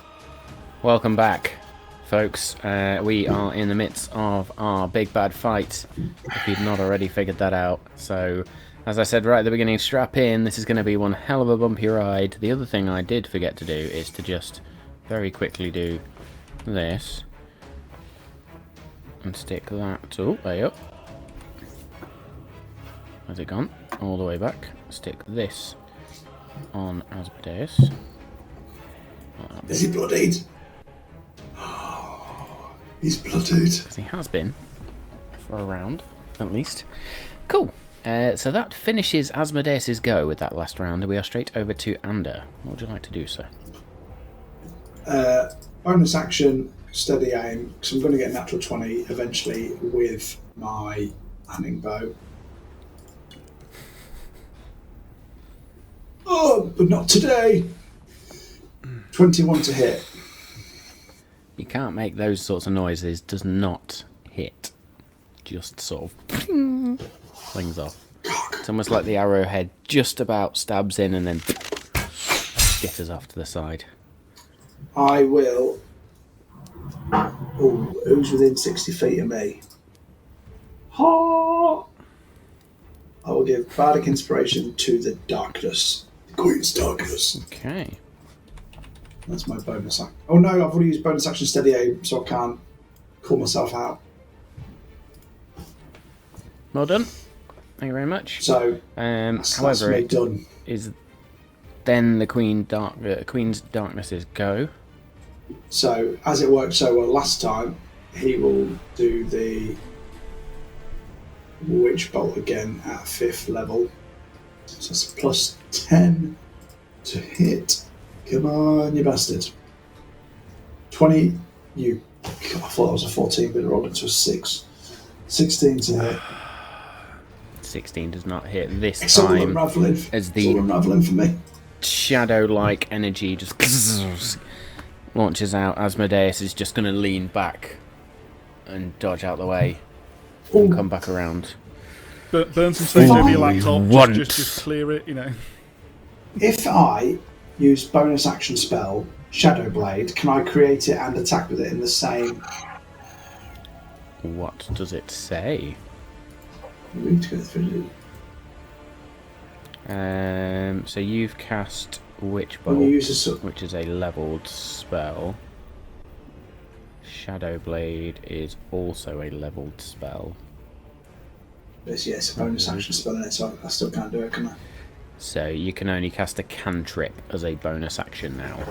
Sorry to be the rules dickhead there, but... No, that's fine. I'm not very warlocky. This guy's a warlock, so no, that's cool. What else does it got for a bonus action?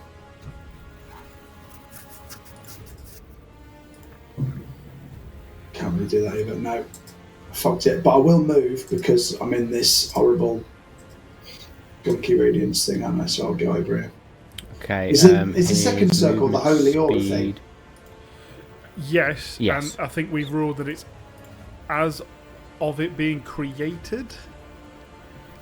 He's in it? Yes. So he can move out of it now. Yeah. And he's still okay. Oh, okay. But I've got 2 levels of exhaustion, so I've got half speed, haven't I? Okay. Speed is halved, yeah.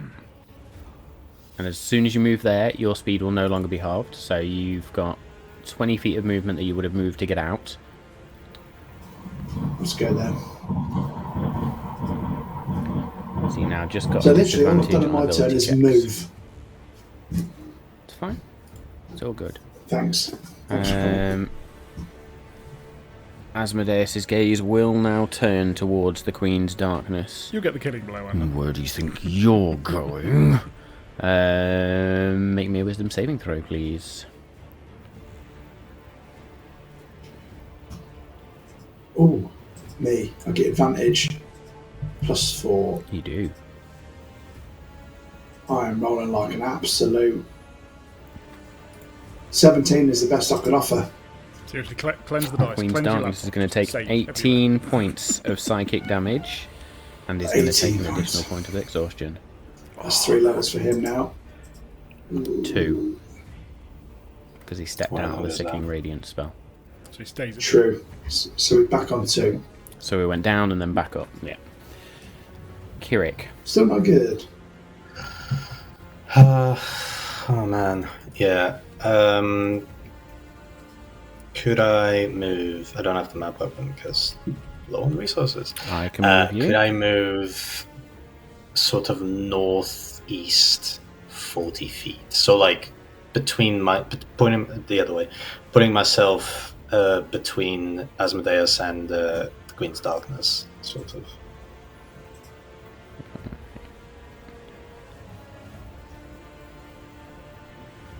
You want to move to about there, yeah?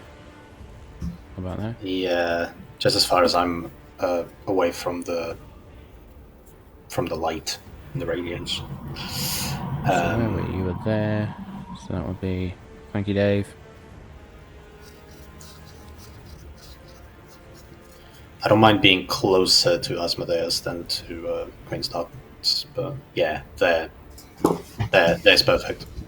Where it's being pointed.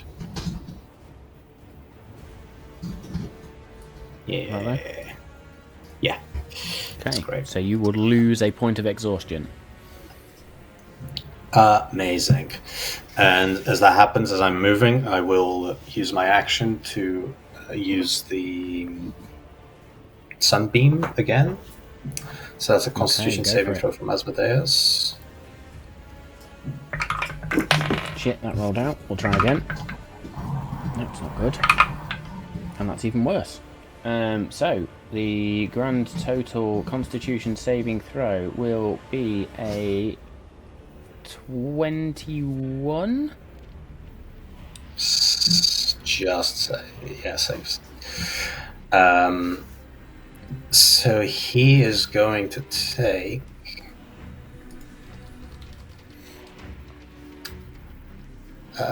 Where is Sunbeam? Sunbeam is a 6th. So he's going to take just the full of whatever I roll because it won't be doubled. 25 points of radiant damage. 25 points of radiant damage. And that was with Sunbeam again, wasn't it? So as you're running, you just sort of almost point your hand backwards and Sunbeam beams out again and burns across his face, and again there's just this crack with this dark energy seeping out. Okay. Dargon. Unless there was anything else, Kirik, sorry. Yeah. I will then harness some divine power to gain a spell slot back.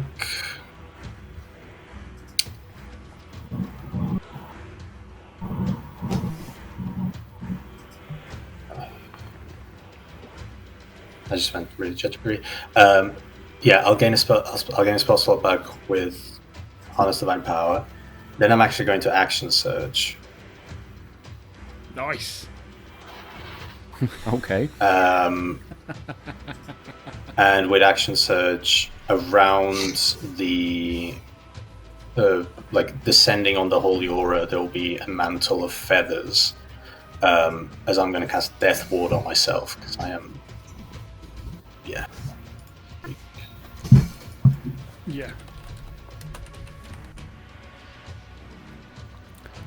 Death Ward. Do I have a Death Ward token? Got a Warding Wind. Circle of Death. Quick look at this. Oh, nice. I don't have one. That's really disappointing. How do I not have a Death Ward token? Oh well. Let's pick something else instead. Let's have a look at this. Oh, do I do that? You alright, Dave? Yeah. Just Constitution saving throw for my underwear.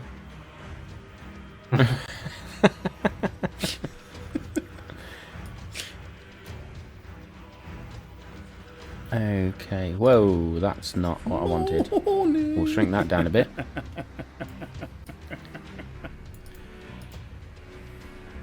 And we'll put that as an Excuse me attachment. while I make some double checks here. And there we go. That's your Death Ward, Kirik, of these raven feathers. Just settle around you, and then it is Dargon's go, I believe. Okay then. Right. Well, this is going to be slightly more unusual, I think. Okay, seeing that everyone seems to be trying to leave this green aura that seems to be helping them, do we see that? Do we notice that? It's your passive perception. Oh. Where is passive? Oh, passive perception. Fuck it. What? How is that there? 21? What? How?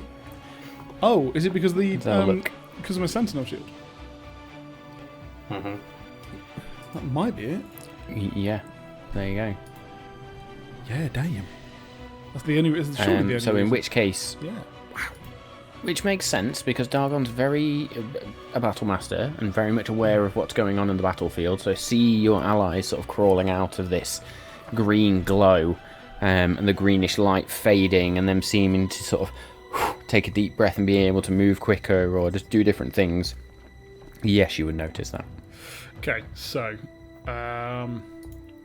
slightly less usual tactics, but I'm going to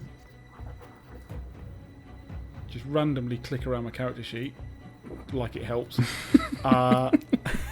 What the fuck am I doing? The warmer, much more golden glow, less sunlighty, that comes from the armour is going to get brighter now. As it does, spectral wings come out of the back as I activate the Grace of Ray. As a sole action, the wings will shine out and I will be able to fly 60 feet, which presumably is halved, because until I get out. But I'm going to be moving. You go 30 feet up?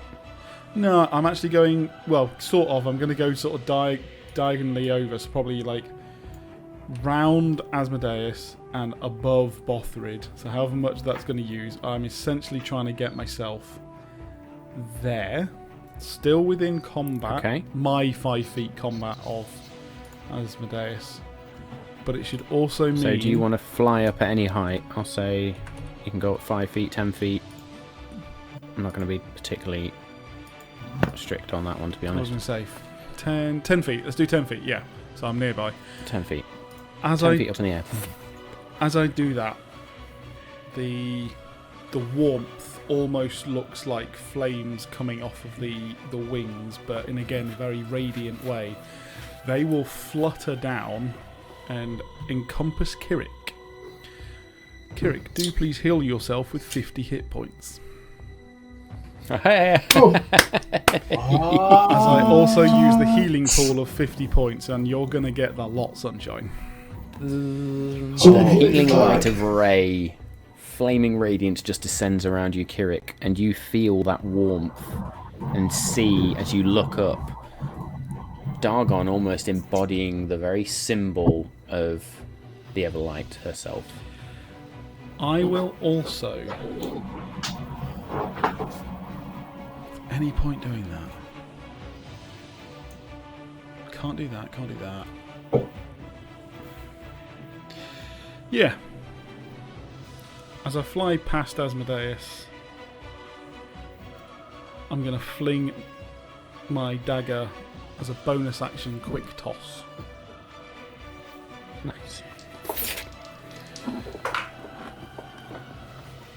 30 to hit.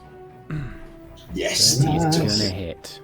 So, because it's stupid and always has that superiority dice for me to do this, it means it is a ridiculous D4 and D10 to this, which is hilarious.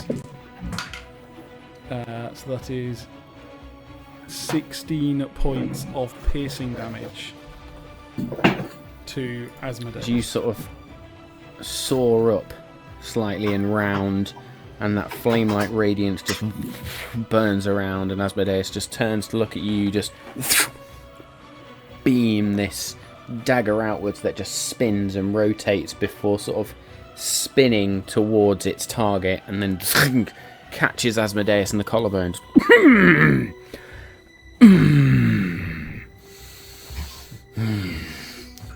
A little gnat to deal with, I see. Anything else on your turn? That will be my go. Good stuff. His gaze is going to turn to you. Cool. I need a Constitution, a Wisdom saving throw, please. I hope I have your attention. At advantage, please, sir. At advantage, yes. Let's get some dice out of the way because they are going to cause havoc. I'm sorry, which one was it? Wisdom. Wisdom. Dirty 20. Not enough. No. One off the highest I can do.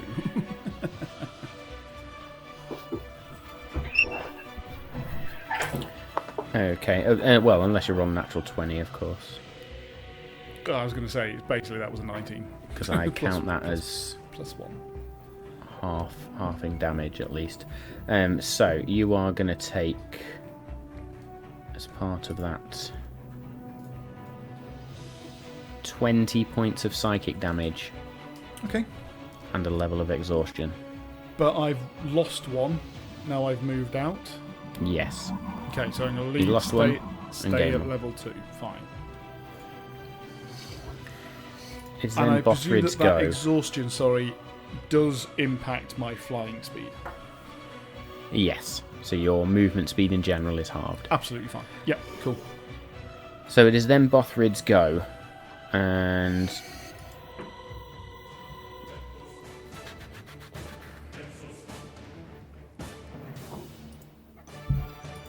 yeah, Bothrid's going to continue with the woodcutter's axe. Reckless attack. 24 or a 25. So it'll be 25 to hit with the first one. Oh shit, that jumped out. or an 18. So the second one will not hit. So his first strike, as he just swings it, 11 points of slashing damage against Asmodeus. And Asmodeus' gaze is just going to turn down. You are beginning to get annoying. That will be Bothrid's go. It's then Theogodon's go. Theogodon is exhausted, having taken a lot of damage, and Theogodon is now, actually, if I look at my encounter builder, I believe Theogodon is definitely bloodied.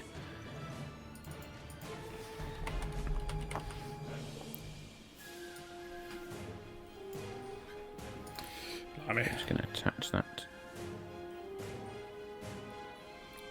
to Theo. So, Theogodon's third level exhaustion means he has disadvantage on attack rolls and saving throws. Damn.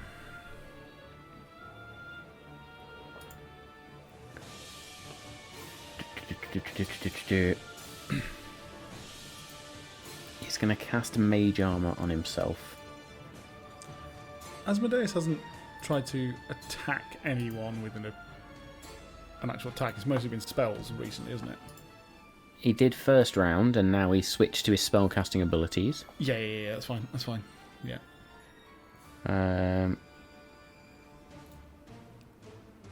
So yes, Mage Armor is on for a 16. That's an action, and then bonus actions. Theogodon is going to take the dash action, the cunning action, and still is only going to get half his movement speed, which will take him back to full speed. So that will be, come here, little bastard, 5, 10, 15, 20, 25, 30. We'll get him to there. He's going to lose a point of exhaustion as a result, which means he no longer has disadvantage on attack rolls and saving throws.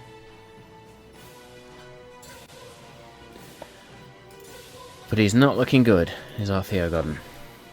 We'll then back round the top to Asmodeus, who is going to take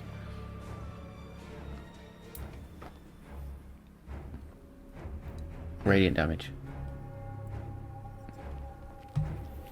While you're working that out, then, and the spell flares. I was distracted by food. I apologise. It's all good. It's all good. Ooh, food.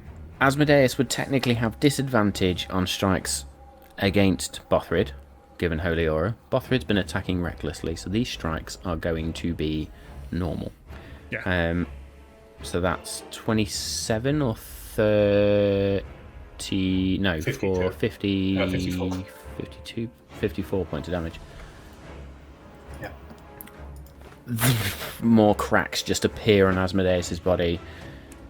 Asmodeus is just going to grab Bothrid and try and slam him onto the floor. So that is going to be with Asmodeus' dice.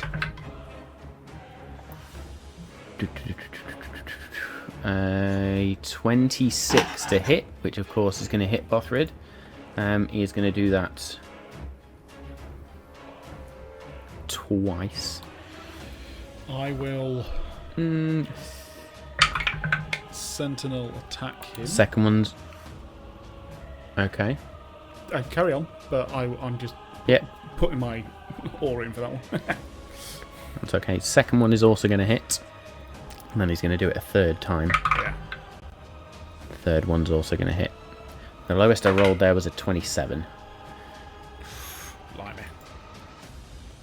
So Bothrid is going to take 55 plus 52, so that's 107. Whoa! 160 points of damage, halved because he is raging to 80. Thank fuck for that. Holy As shit. Asmodeus is almost in the Hulk smash rage, just going to lift him up. Die, you little shit! Nice. That will be Asmodeus' go. It's going to be one of them. And he will So he's take... going to let Bothrid go on that final one. Sentinel attack. 24 to hit. 24 will hit. Okay.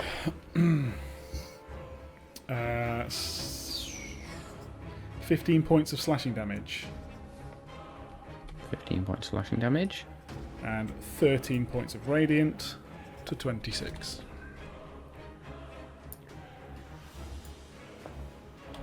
£26 of radiant And damage. he cannot move. So Can't move. we- Interesting. End of my next turn? End of your next turn. Yeah. Or start my Or next is the turn. What beginning is of it? your next turn? Yeah. Start. For So the rest, can no, I- for the rest of the turn. I don't know what that means. Is that to mine? Oh no! So that's the rest of the turn Yeah. or round. Yeah, he just can't move on his turn. Ah. Yeah. Fine. Yeah. Cool. So as in his speed is so, 0, or is it Oh yeah, of incapacitated? course. Yeah. So he Of course. can't move now. Basically, on Yeah. his turn, he can't move, and that's the end of his turn now. Basically, Okay, so he yeah, can't yeah, move. yeah, sweet, yeah, sweet. Okay. So with that, Ander. Seeing all of this go on from a distance, you'll just hear this guttural, throaty noise come out as Ander then puts his hand to his circlet and blasts out a psychic lance towards Asmodeus. That'll be an intelligence saving throw, please. It's the level of the spell that you're casting that at. Don't ask me that, because that means you're going to fuck it up. It's a 4th level. You lucky son of a bitch. So it's what? An intelligence saving throw. Yeah, 19.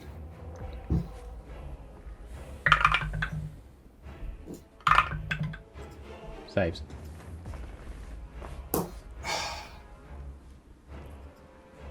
Do any damage still? Oh, Or not? bonus action, be disappointed. Does Psychic Lance do half damage on the save? It does do half damage, but I really want him to be incapacitated, not gonna lie. That's fine. You can have the half damage though, God. right up your bum. Shot to bits, totally fucked. Shut a bit, so that is 13 points of psychic damage for you. 13 points of And psychic then, damage. as a bonus As he action, slams Bothrid to the ground, there is just this, and he just, I've not forgotten about you either. I will give Bardic Inspiration to Theo Godden. Theo Godden's going to get bardically inspired. That happened. Didn't see that coming, did you? That did happen. Wow. Everyone just stops and looks round. Yeah. Well, I'm Literally. in this moment, Ander. Talk me through it.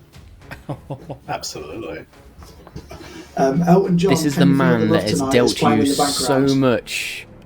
Yeah, this man has dealt you so much torment and been the scribe of some of the worst moments in your history. Yeah. But in this moment, he is an ally against a god, and for the greater good, The greater good. personal grievances do not matter. Sorry, I Personal mean, no one can grievances. say that without. So yeah, it is literally, Dave, for the greater good. The greater good. They're good. So, Theo Godden, as this tune begins to play, just sort of, as he gets out of this radiant aura and just sort of, his eyes just going to flash towards you, and there is just this side smirk, and he's going to face and turn his attention back to Asmodeus. Anything else on your turn, sir? No, that is me, thank you. Okay. The darkness then, please, mate. He will then, seeing what Ander wanted to do there, he will then cast Tasha's Hideous Laughter. So that's a Wisdom 18 saving throw, please. And what level are you casting that at? Oh, that's a good point. It shows on my first level spell slot, and that is the only place it So shows that up. will be a first level spell. Yeah. And in which case, as he goes to do that, the spell, the laughter just sort of echoes around Asmodeus. Not good enough, you fey little fucker. Okay. I'm going to let you in. In fact, get me the Queen's Darkness to roll an Arcana check at advantage, please. He's got +4, so... Basically, anything below 4th level isn't going to work. That's a 23 on Arcana. So with a 23, the darkness is just going to shout out, "Weaker spells have no effect on him. Give it all you've got. We are done." Anything else the Queen's Darkness wants to do? That was a 4th level. Bonus actions. 4th Well, level. my 4th level spell works. Anything lower than a 4th level. Okay. Yeah. Has no effect. And you can thank Kirik for that one as well. Ooh. Nope. Frozen MVP. Somehow just gone. Oh no, he's back. I think he's having the brilliant connection. No, as a it's alright, he's here. bonus action, Yeah. Not a lot more I can do. So what do you use the spells? So I can't use my bonus action spells. Asmodeus' gaze is just going to look down towards Bothrid. You first. And tell that green little cow that I sent you packing. And his gaze is just going to beam down towards Bothrid. Bothrid needs to make a wisdom saving throw. Where's Bothrid's die? There it is. At advantage. So when he looks at you, is it a wisdom saving throw all the time, every time he looks at you? Yes, for now. Only if he turns his gaze to you and uses this ability. So Bothrid got a 20, unnatural 20, which is not enough. So Bothrid is going to take from that psychic damage as well, funnily enough. Oh my days. I could not have rolled much worse than that. 8 points of psychic damage, which Bothrid is going to take the grand total of, because that's the only thing he's not immune to, or not resistant to. But he is going to take a point of exhaustion as a result. And can't be frightened because of Hero's Feast. So his speed is now halved. Not that Bothrid plans on fucking moving anywhere right now. Kirik, your turn, sir.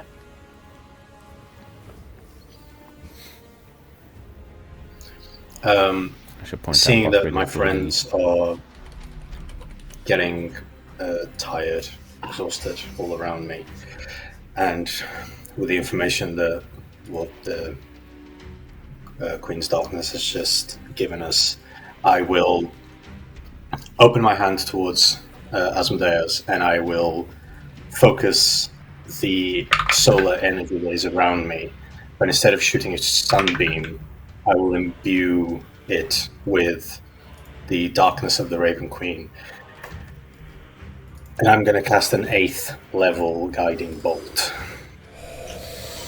Here we go. Here we go. Okay. Roll to hit.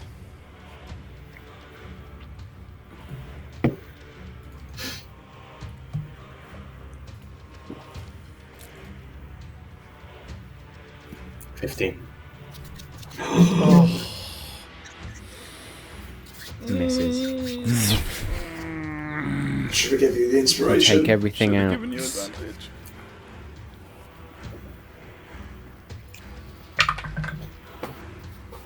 Roll me a wisdom religion check, please. Roll well.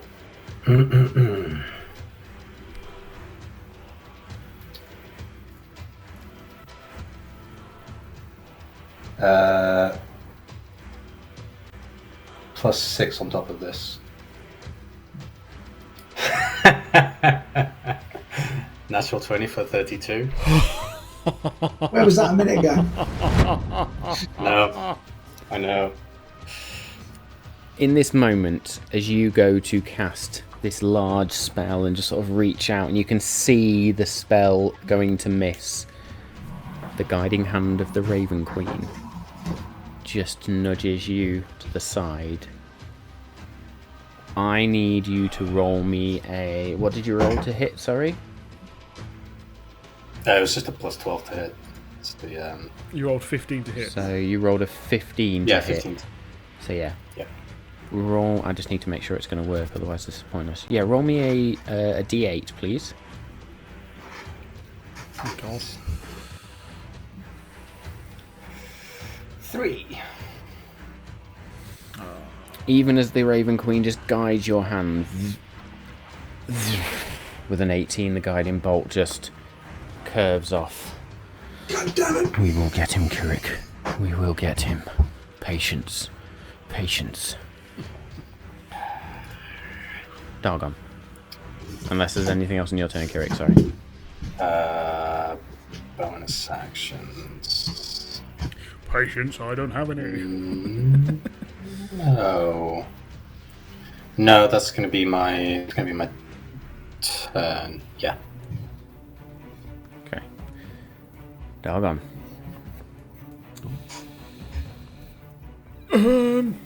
Sure.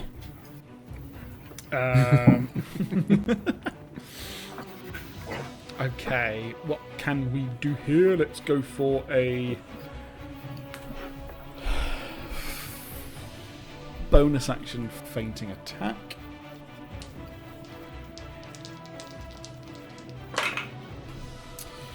Nice. Not quite, but close. So that will be 32 to hit. I think it might just hit. Bear with while I get the right stuff out. Never got that. Why am I missing one? It's right there. There it is. Ay. And that one. Yes, that one. Okay, so that is 13 points. No, more than that. So that will be that and that. 13, so 17 points of slashing damage. Mm-hmm. And then all of that is, what's that? That's 10, 15 points of radiant. 30 points of radiant. To 30. Yeah, okay, so that is, I'm going to take that one out, do that one, and then we are back to 2 swipes. So we've got a 22 to hit. Is the magic number. Jeez. And then for this one with 27 to hit will also hit. Meaning, so I just need to mark that one off that I used it, and I'm also going to use the one that I thought I was using before, so that is now a distracting strike, which I can use when I know that I've hit. And I'm basically going to get Asmodeus' attention because I am in his face, flying.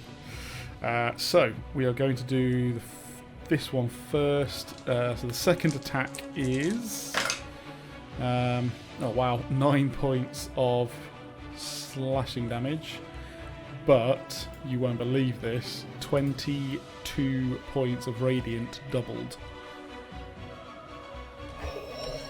to 44. Nice. I rolled 2 10s on those,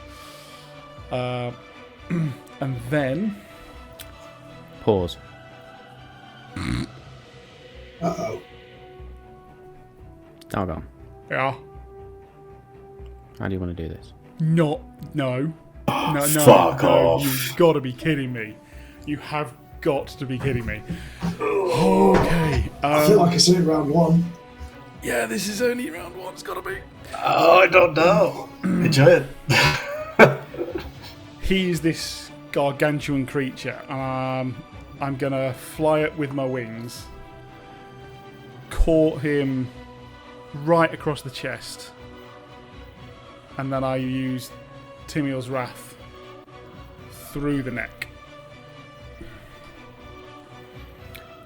So Dargon, as the wings flare out, the blade glows, and as you streak towards Asmodeus, in your mind you just hear Timiel's Wrath saying, "Finally, vengeance." The blade dives in. This gout of dark energy just sprays out like blood. And Asmodeus falls to his knees. Okay, as that You happens, withdraw the blade. I will look in his eyes, which is probably a mistake, but look in his eyes and be like, I said that we were coming for you.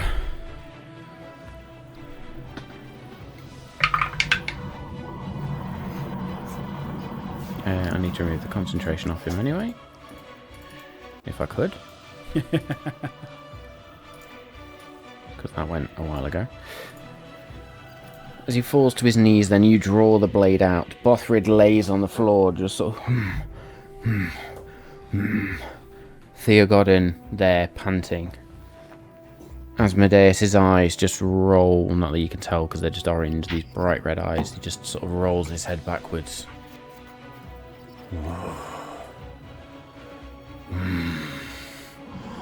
I am not finished. This globe, sphere of energy just envelops Asmodeus. Dargon, Bothrid, you feel yourselves pushed back slightly. Dargon, you are just slightly out of the range. Bothrid is going to get knocked back 5 feet. He says. Just going to move Bothrid to there. And this sphere of energy, dark energy, is just now around Asmodeus, and you can see some of the wounds now just beginning to heal up. As I can't remember my maths, because I'm a fucking knobhead. And we start again. Motherfucker. Okay. Now, this is going to take 3 rounds. Wait. This sphere of energy. I'm going to play this as everybody else. So there was only Bothrid and Theogodin to go next. They don't do anything. Bothrid is still raging. He's going to lose that rage because he doesn't hit anything now. So his rage is going to go like that.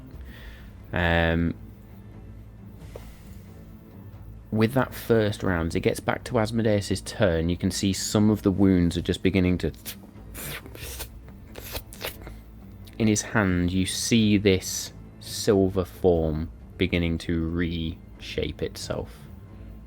Staff-like. Oh, fuck off. Ander, you are first up. What do you want to do? While he's trying to heal himself and go Super Saiyan, I will play my lute to enhance the enchantment I'm about to create, and again I'll play the lute so a sounding note comes out as I put my hand to my circle again, and I'll cast Psychic Glance again, but this time he'll have disadvantage on the save. So that's another Intelligence 19 saving throw, please. Okay. As you beam this energy out, it just catches against this globe around him and just arcs off. Oh, that's not what I want to tell me.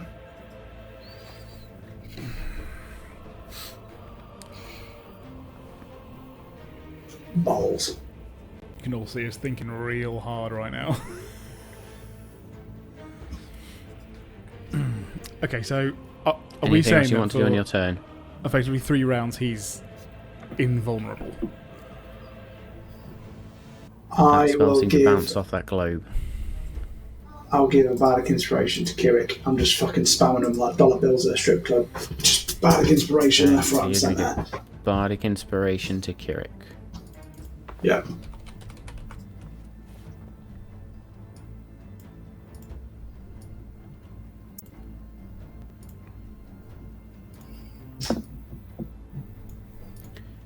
Anything else you want to do on your turn, or is that it? No. I'm not going anywhere near him, so I'm not going to move. Is there anything else the Queen's Darkness wants to do? Well, if a spell didn't get through, the dagger ain't going to get through, is it? So, what I will do for my first round, so I've got 3 rounds, right? So I will summon my dagger of venom, and I will use my action to coat it in inky black poison.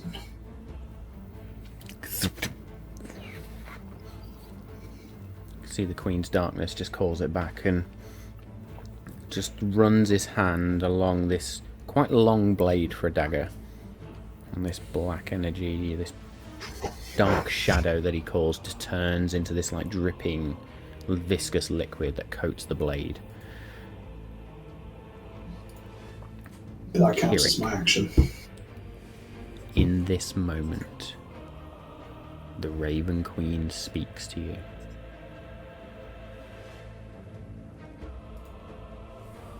Do it right, Kirik. This is our only window. Do it right. And instead of the Raven Queen's voice in your head, you hear your own, and you flash back to that memory, that dream that you had. What is it you wish to do in this moment?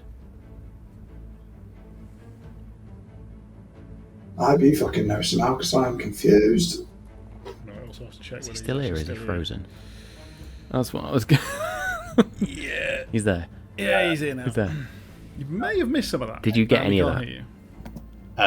Yeah. The last thing I heard was you asking what Kirik wanted to do. Okay, cool. Good timing. So you heard the do it right. Yeah. Freaking out, you know okay. what you're doing. How much is the space between him and the globe? Can we see? Or the energy thing? There is about 15 feet between you and the globe. No, between the globe and him.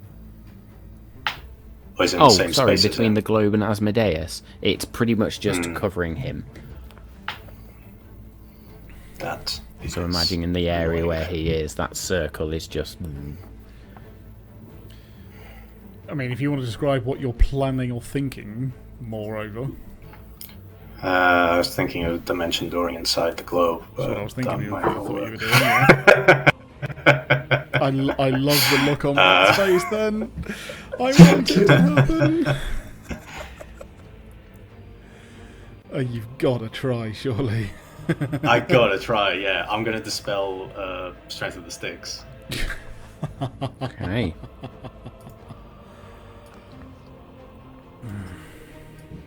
I'm gonna move towards Dargon. What? I'm gonna put a hand on his shoulder. I'm gonna say hold tight, and I'm gonna dimension door in the space of Asmodeus.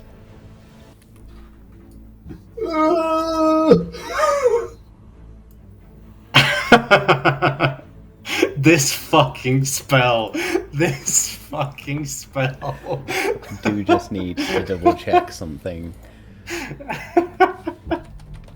You are. Of all the fucking ways I thought this might go, this was There's definitely always the a one. way. Let's all just teleport right in there. I mean. What level's Dimension Door? 4th, I believe. Hang on. Dimension Hang on. door. Yeah, it is a 4th. And it's the cloak, Okay, so I can't in which adjust case, it. no. That is not going to work. Okay. So as you go to do it, and bearing in mind Dargon's 10 feet up in the air, it was all cool, I liked it. Yeah. You go to sort of, and as the spell sort of wraps around you and the cloak just sort of hits the globe, you almost rebound back to where you were. Just Shit. anything else? Cry. How does everyone do? Oh, I've already cast a spell. Cantrips. Nah, nothing will get through. I don't think. Because I don't have a bonus action cantrip. I'm gonna say that is going to be my turn. Yep, that's my turn. At the end of your turn, then, as you do that, think, Kirik. Think. Dargon. What do you wish to do in this moment? I mean, that was fucking hell. Do you think we can do this? Does anything go past? Ah, crap.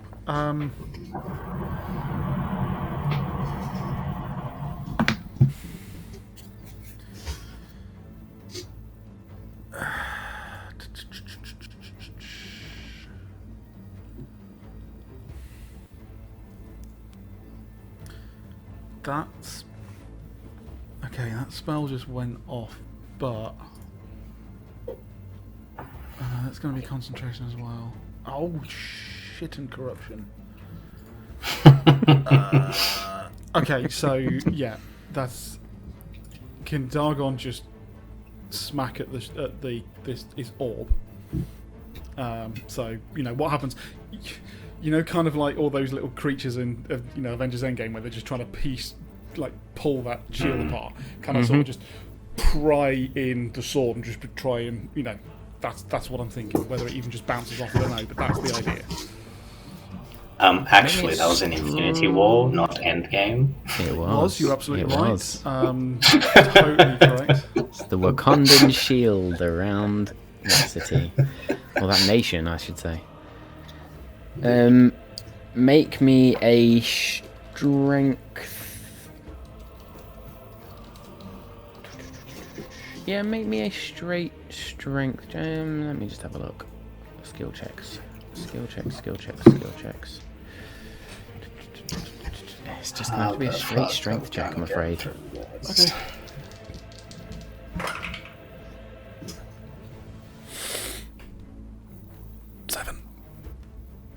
Seven. Yeah. You just... Timil's Wrath just bounces off. Anything else? I mean, that's basically going to be, I'm going to say this in terms of giving you the scope. I know you can see it in front of you, but to try and pull you out of any tunnel vision you may have as a player right now. Bothrid is well below half health. Theogodin is below half health. Everyone else is pretty much fine. Asmodeus in this globe of whatever, this sphere, this protective shield. The Hallow spell is still up. Forbiddance is still up. Ander is hidden in a corner. Holy Aura is still going. Yeah, the problem is anything fun I want to do, I'll lose Holy Aura. I will. I will bonus action second wind. Let's do something. Let's just do something interesting. Clever. So that is going to be 19 points back to me. 19 points back to me. So that's that one. And then also, do you know what? We got three rounds. Okay, can I use 2 bonus actions, i.e. 2 rounds worth, and dump in by moving to Bothrid, and I'll move. Yeah. Wait. Just do this round for now. Do this round for now. Fine. Okay, 1 round. Fine, 1 round done. Yeah, that's it. Mine. I've done me. I'll look after Bothrid in a minute. Okay, Bothrid. Because I'm going to sneeze. There we go. Stress sneeze. Bothrid is just going to sort of pick himself up and sit on the floor. Rage subsiding. The glow of the eyes just subsiding as well, but his hand does begin to glow with this greenish sort of energy as he just places a hand on his heart, and he's going to cast a 3rd level Cure Wounds on himself for a grand total of 17 hit points back. Oh, nice. That's not a kick in the teeth. Which still leaves him bloodied. Yeah. But yes, Bothrid then as a bonus action. Where is it? Where is it? All the wrong buttons. Interesting. I really need to remember that fucking feature. Fortune from the many.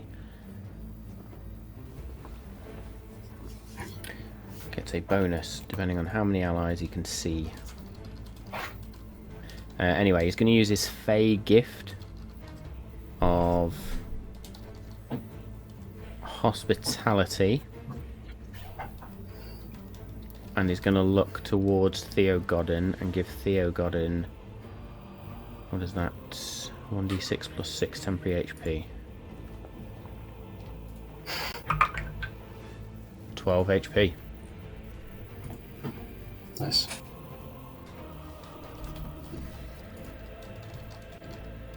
And he's just gonna, as he sort of reaches out, and this fey-like radiance, if you like, almost like fairy fire energy, bleeds towards Theo Godin, who just takes it and his eyes close.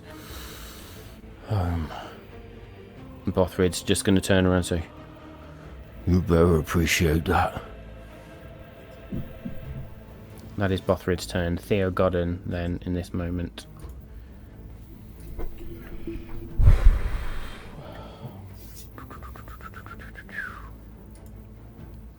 Theo Godin is probably going to move.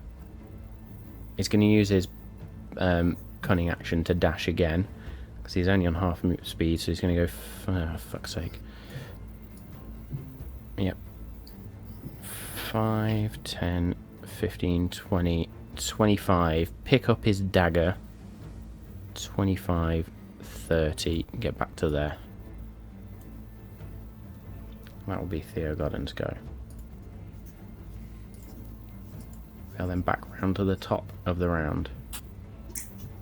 More of those wounds on Asmodeus's body, just the neck wound.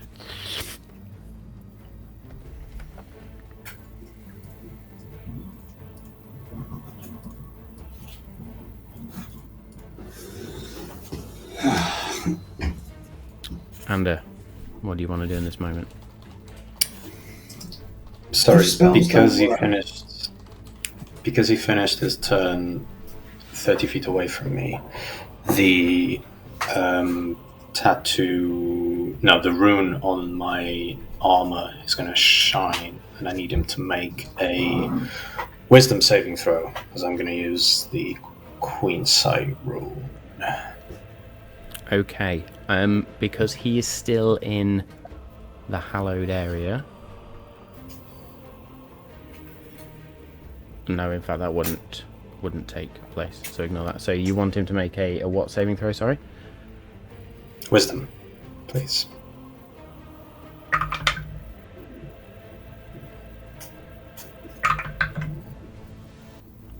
Rolled the same thing twice.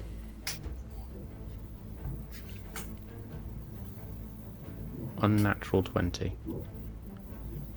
Saves. Nothing happens. Okay. Ander. Spells don't work. I can't heal anybody, really. So I'm just going to shoot an arrow at his head and hope for the best. I'll use bonus action steady aim. Just your basic arrows, yeah? Yeah. Yeah. Bonus action steady aim, because a natural 20 is coming at you. No, it's not. 24 to hit, though.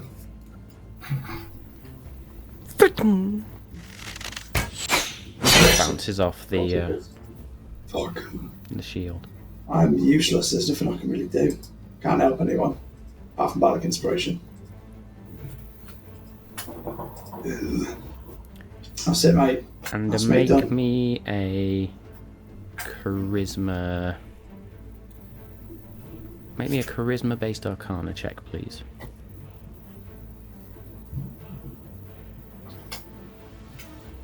My arcana's +9 though, so it won't be more just to use my arcana. If you want to use your arcana check instead, Because I'm not proficient with this then one. yes you I'm not can. That proficient. that will channel something else. 22. So if it's 22. The crown on your head twitches. And a new voice speaks to you, an old female voice. Do you really think that's the most sensible option? He's quite clearly shielded. Find a way to break it. Or find a way to strike harder.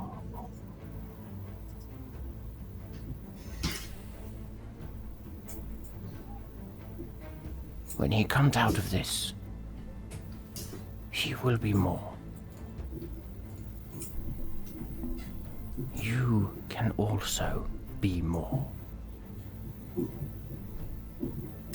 Accept your fate, young rogue. And that'll be the end of your turn. I don't know what that means. The Queen's Darkness.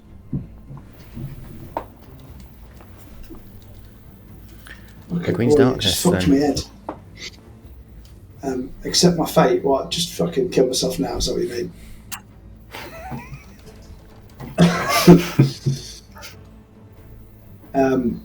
So now I have coated my dagger in venom. Well, Dimension Door isn't going to work, so Misty Step isn't going to work, is it? I'm just going to run full speed at him with the dagger and try and stun him. No, it's not going to work. It's not going to work. I was going to say, I'm gonna say, for the sake of this, nothing is getting through the shield right now. Is Right, any so I'll cast it. any magic Do we have getting any through healing it? spells? You can make me, in fact, the Queen's Darkness can make me an Arcana check. Alright, And in fact, sorry, what did you get? You got a 22, didn't you? 22. So, sorry. 22. And the voice of Ioun, Yeah. only the most powerful of spells will work while he's in this state. The most powerful will find a way Always. to channel us. Ah, shit. Did he cast invulnerability on himself? Fuck. so find a way to channel us. Oh, God.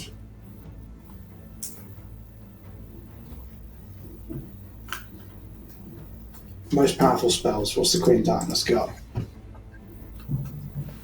That's a big range. That's a fucking... Man, that'll get everyone. That's a 60-foot radius. That'll get everybody.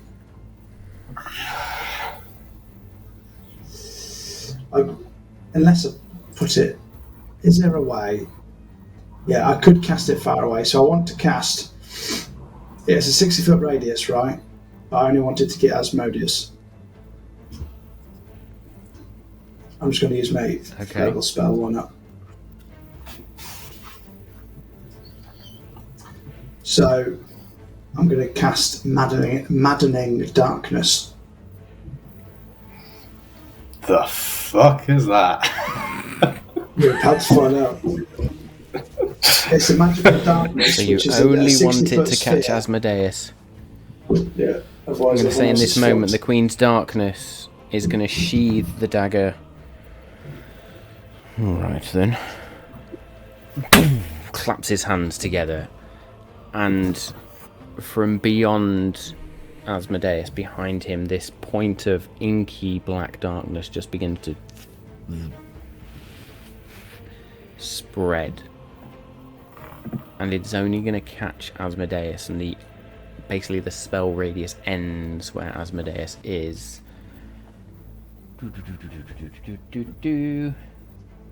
So it's a wisdom saving throw, wisdom 20. You got to beat.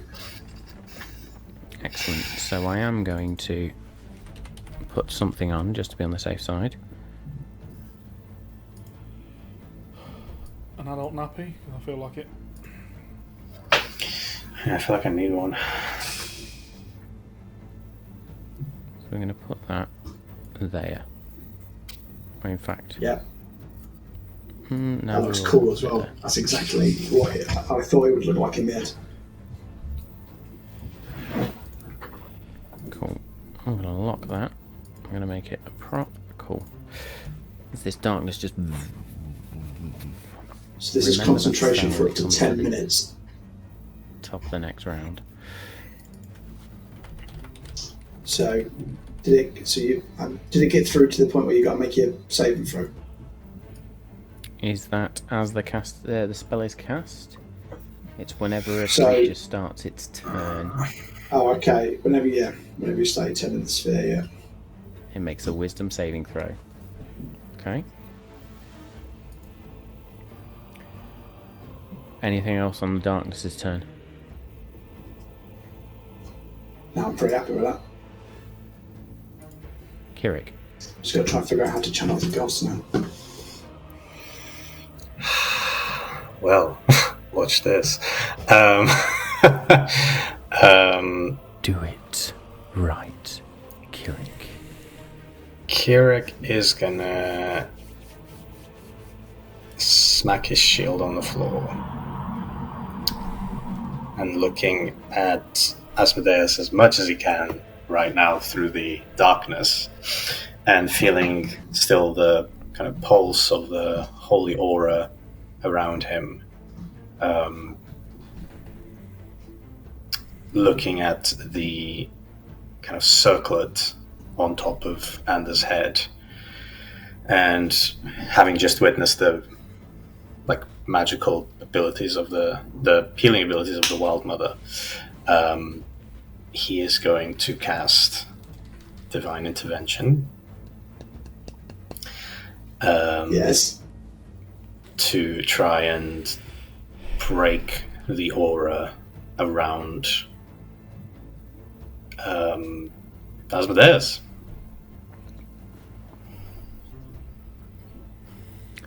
Roll this 5 times, please. Cool. Oh boy. Still don't like my odds. Okay. Come on. That's 1. Funny number. 69. I feel like Andy should get his anyway. Anyway. Second one's 59, so it's going down. It's coming down. 55. It's still going down. 2 more. 60. Right. Come on, last one. Final one.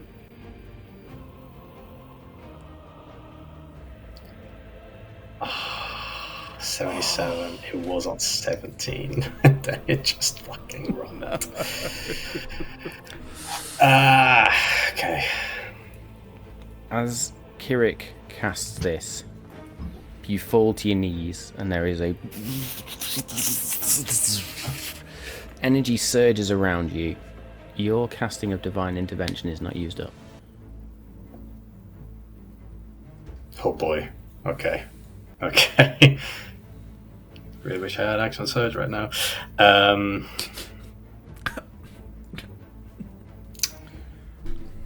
Bonus action.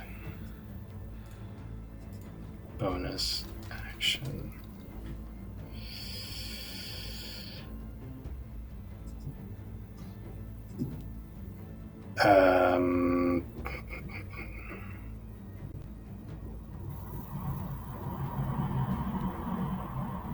Oh, that's stupid. No. He's been healing, right? Mm-hmm.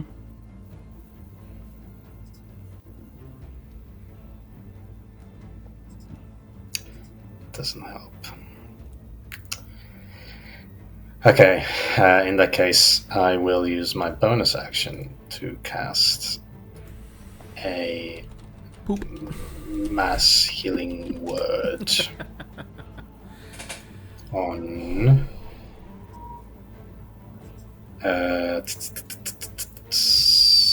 up to 6 creatures. So I will take Everyone? Bothrid, Theogordon. 1, 2, 3, 4, 5, 6. Oh yeah, it's all of us. Yeah, Anders within 60 feet, right?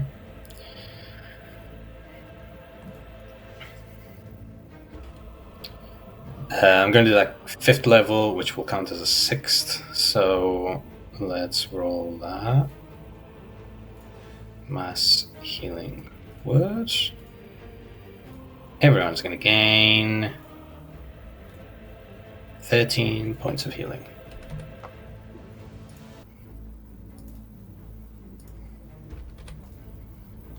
Nice, thank you.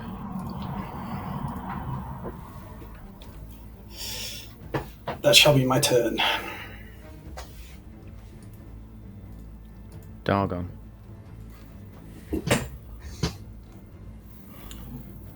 I'll look down at the sword. Look at my armour. I'll look at my sword. And then I'll look up at the sky and say, Timiel, you use me as your conduit. Use me now and end him. I'm just going to hope that he is. Maybe a strength-based religion check, please. Okay. Strength-based religion. Strength-based religion check. Okay. Come on. Bothrid is no longer bloodied. You flex. With that mass healing. You flex so hard you reach God. There's Theo Goblin on that. So what am I? Sorry, what? So my D20 plus your strength modifier, and then Yeah. if you are proficient in religion, No. add a but that's proficiency bonus. Still a 24.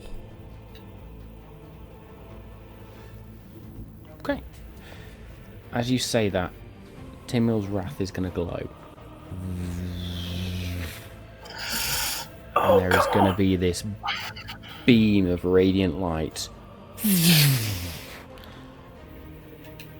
And then something streaks down and impacts the ground.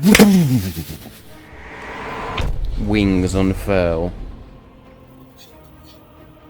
And holding a smith's hammer, Timiel stands before you all. Oh my god! Fucking come on. Yes.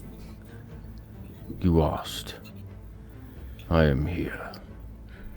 End him. Where is he?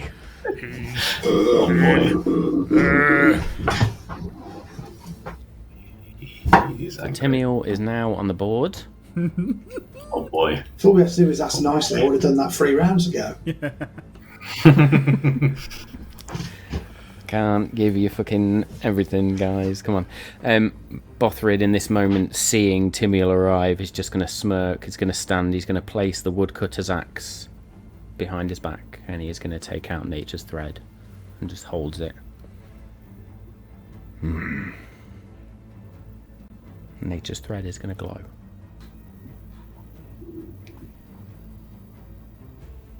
Theo Godden, in this moment, is just going to look around. And he's going to look towards you, Ander. And he's just going to make his way over to you. 5, 10, 15. Whoop. Let's not do that. Alley-oop.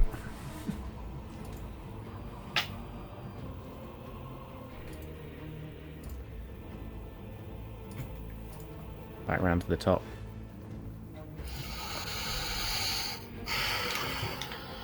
Wisdom on save, the board, please. boys. Wisdom saving throw. And I'm not going to give him advantage on this because he is I'm right. regenerating, so to speak. Give him disadvantage, why not? Yeah, go on then. Still going to say. It's a 27. Bastard. So does it half damage? Half damage? Yes, half damage. Okay. 8d8 halved.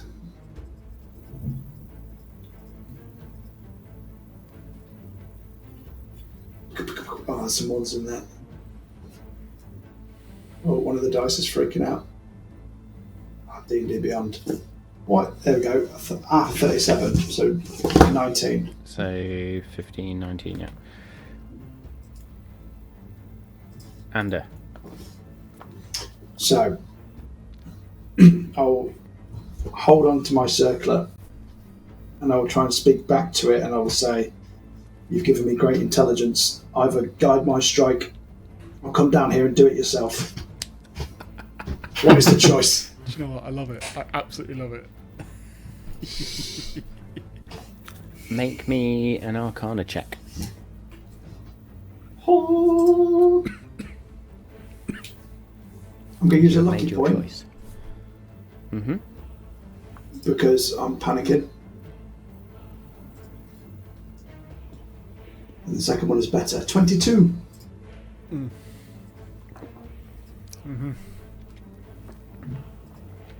The circlet itself just feels like it vibrates on your head. The gemstone in the middle just glows brighter.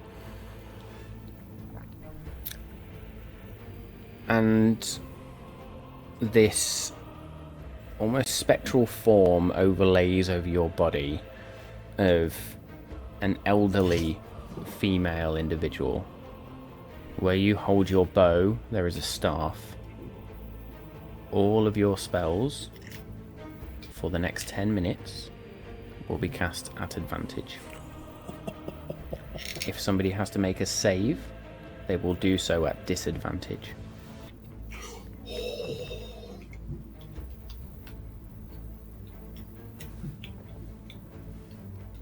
Okay.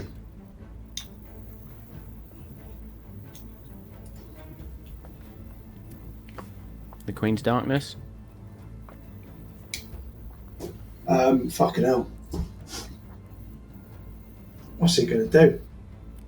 What is he going to do? Has he got any 5th level spells left?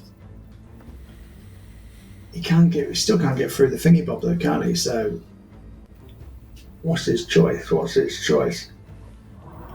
The highest thing he's got is a 5th level Witch Bolt. It's the highest thing he's got.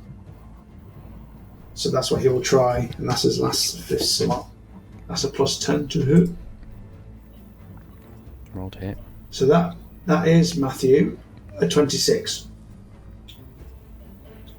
While he is in the globe, that will hit. It will hit. Ooh, didn't expect that. So is it 5d12 coming at you, motherfucker. 4th level? That's 5th level. Yeah. So is it 5th level or higher? there's 2 12s in it as well. That's 47 lightning damage. I'm well happy with that. Oh shit, Matt. But, right, here's the thing. I've just tripped myself up in nuts. It's concentration if I want to maintain the arc. But I'm concentrating on the maddening darkness so I can just hit it with the bolt and not maintain connection, right? Yeah, I will allow it for the sake of it. Fucking hell, I'm all over the shop here. I'm panicking. I'm freaking out. Energy beams out from the darkness and he just pulls it back and maintains that globe of darkness that's there. Unless the Queen's Darkness wishes to move, we're going to move to Kirik. No, I'm happy where I am. Kirik. I am about to try the same thing, but as I'm about to smash my shield on the floor, I realize I remember the 2 ravens, and I remember how much this shield has been with me and has been a part of me in the journey in Nialin. So instead I'm going to place it on the floor, and I'm going to take a few steps back, and I'm going to open a door to the veil. Oh shit. And let whatever might want to come through, come through. Jesus, mother of... Yes. The veil opens. Make me a wisdom-based religion check.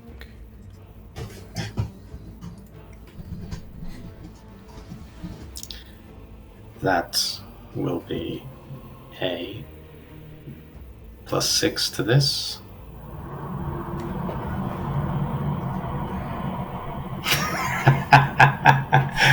uh, 13.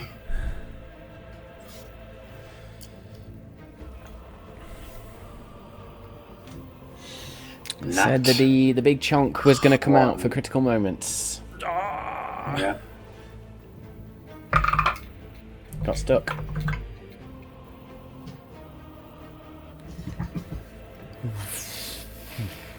The veil is going to part, and a spectral mask of the raven is going to float there.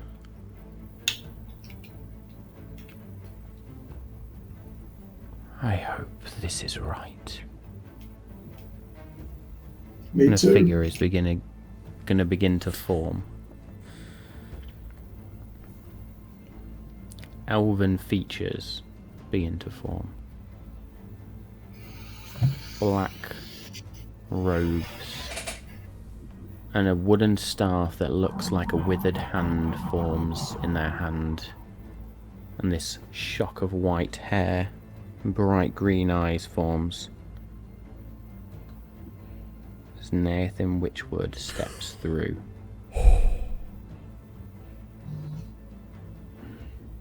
Fuck for that. I was busy. No, now you're real busy.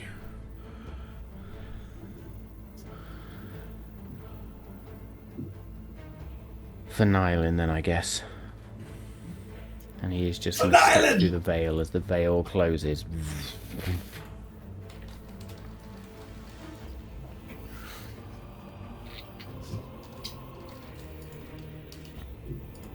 Dargon. Yeah.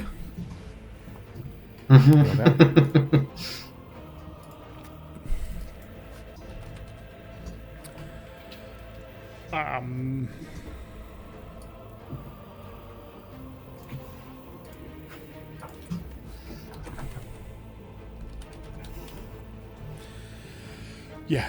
Okay. What are we gonna look? What are we gonna say? What are we gonna say?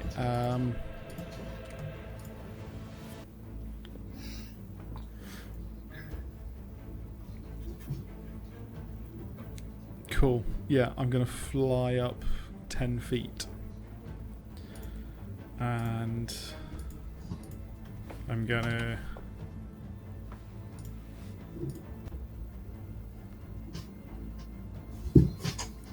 I'm going to place my hand on the armor, close my eyes, think of the very lucid dream that I had, seeing my family and seeing or hearing the voice of Seren Ray, and say, the draw to see my family is so strong, but not yet. I need to finish him. Thank you for your gifts. Help me now.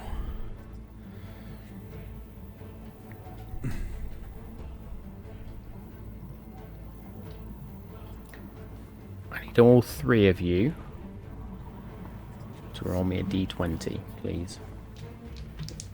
And I want you to add on the modifier of your strongest ability. Ability check, right, what have we got? Not skills, the one, So d20. the ones along the top. Just your stats. Just your stats. Your strongest stat. Okay. Yeah. Oh, absolute garbage. 24, baby. Oh, I'm glad you guys did. 23. Mine's 23. 14. What you have same took your creatine.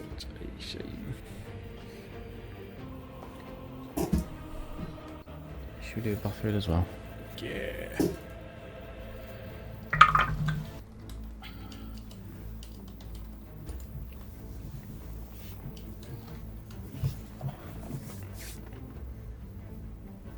As everyone looks up towards Dargon reaching into the sky and just sort of holding his hand and Timil's wrath against him, his eyes close and the armor itself just glows with this radiant light. There is a crack of thunder.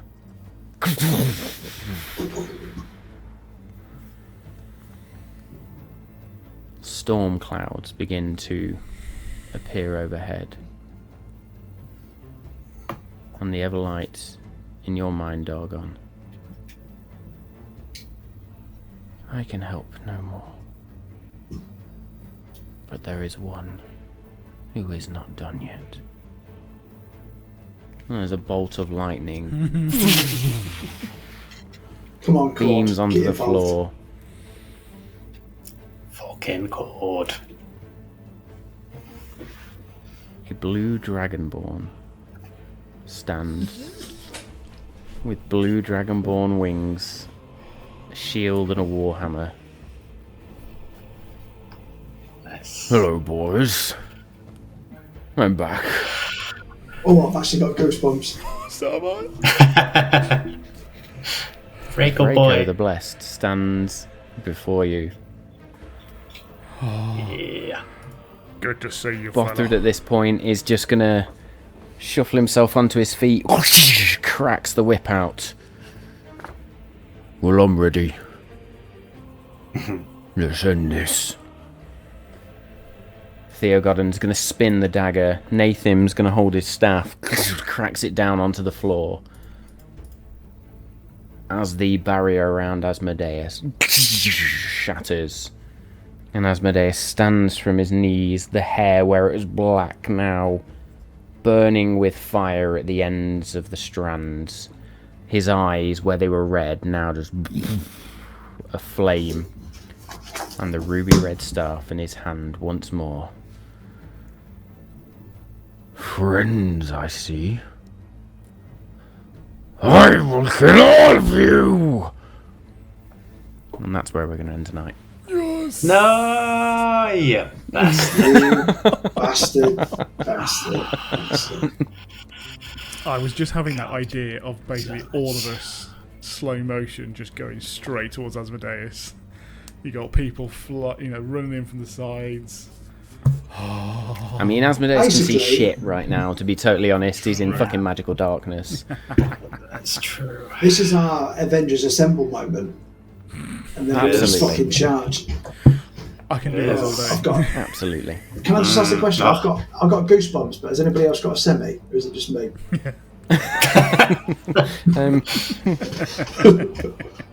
Maybe. Okay, just no, I mean neither. I haven't got one really. Oh man, that's been amazing. Amazing.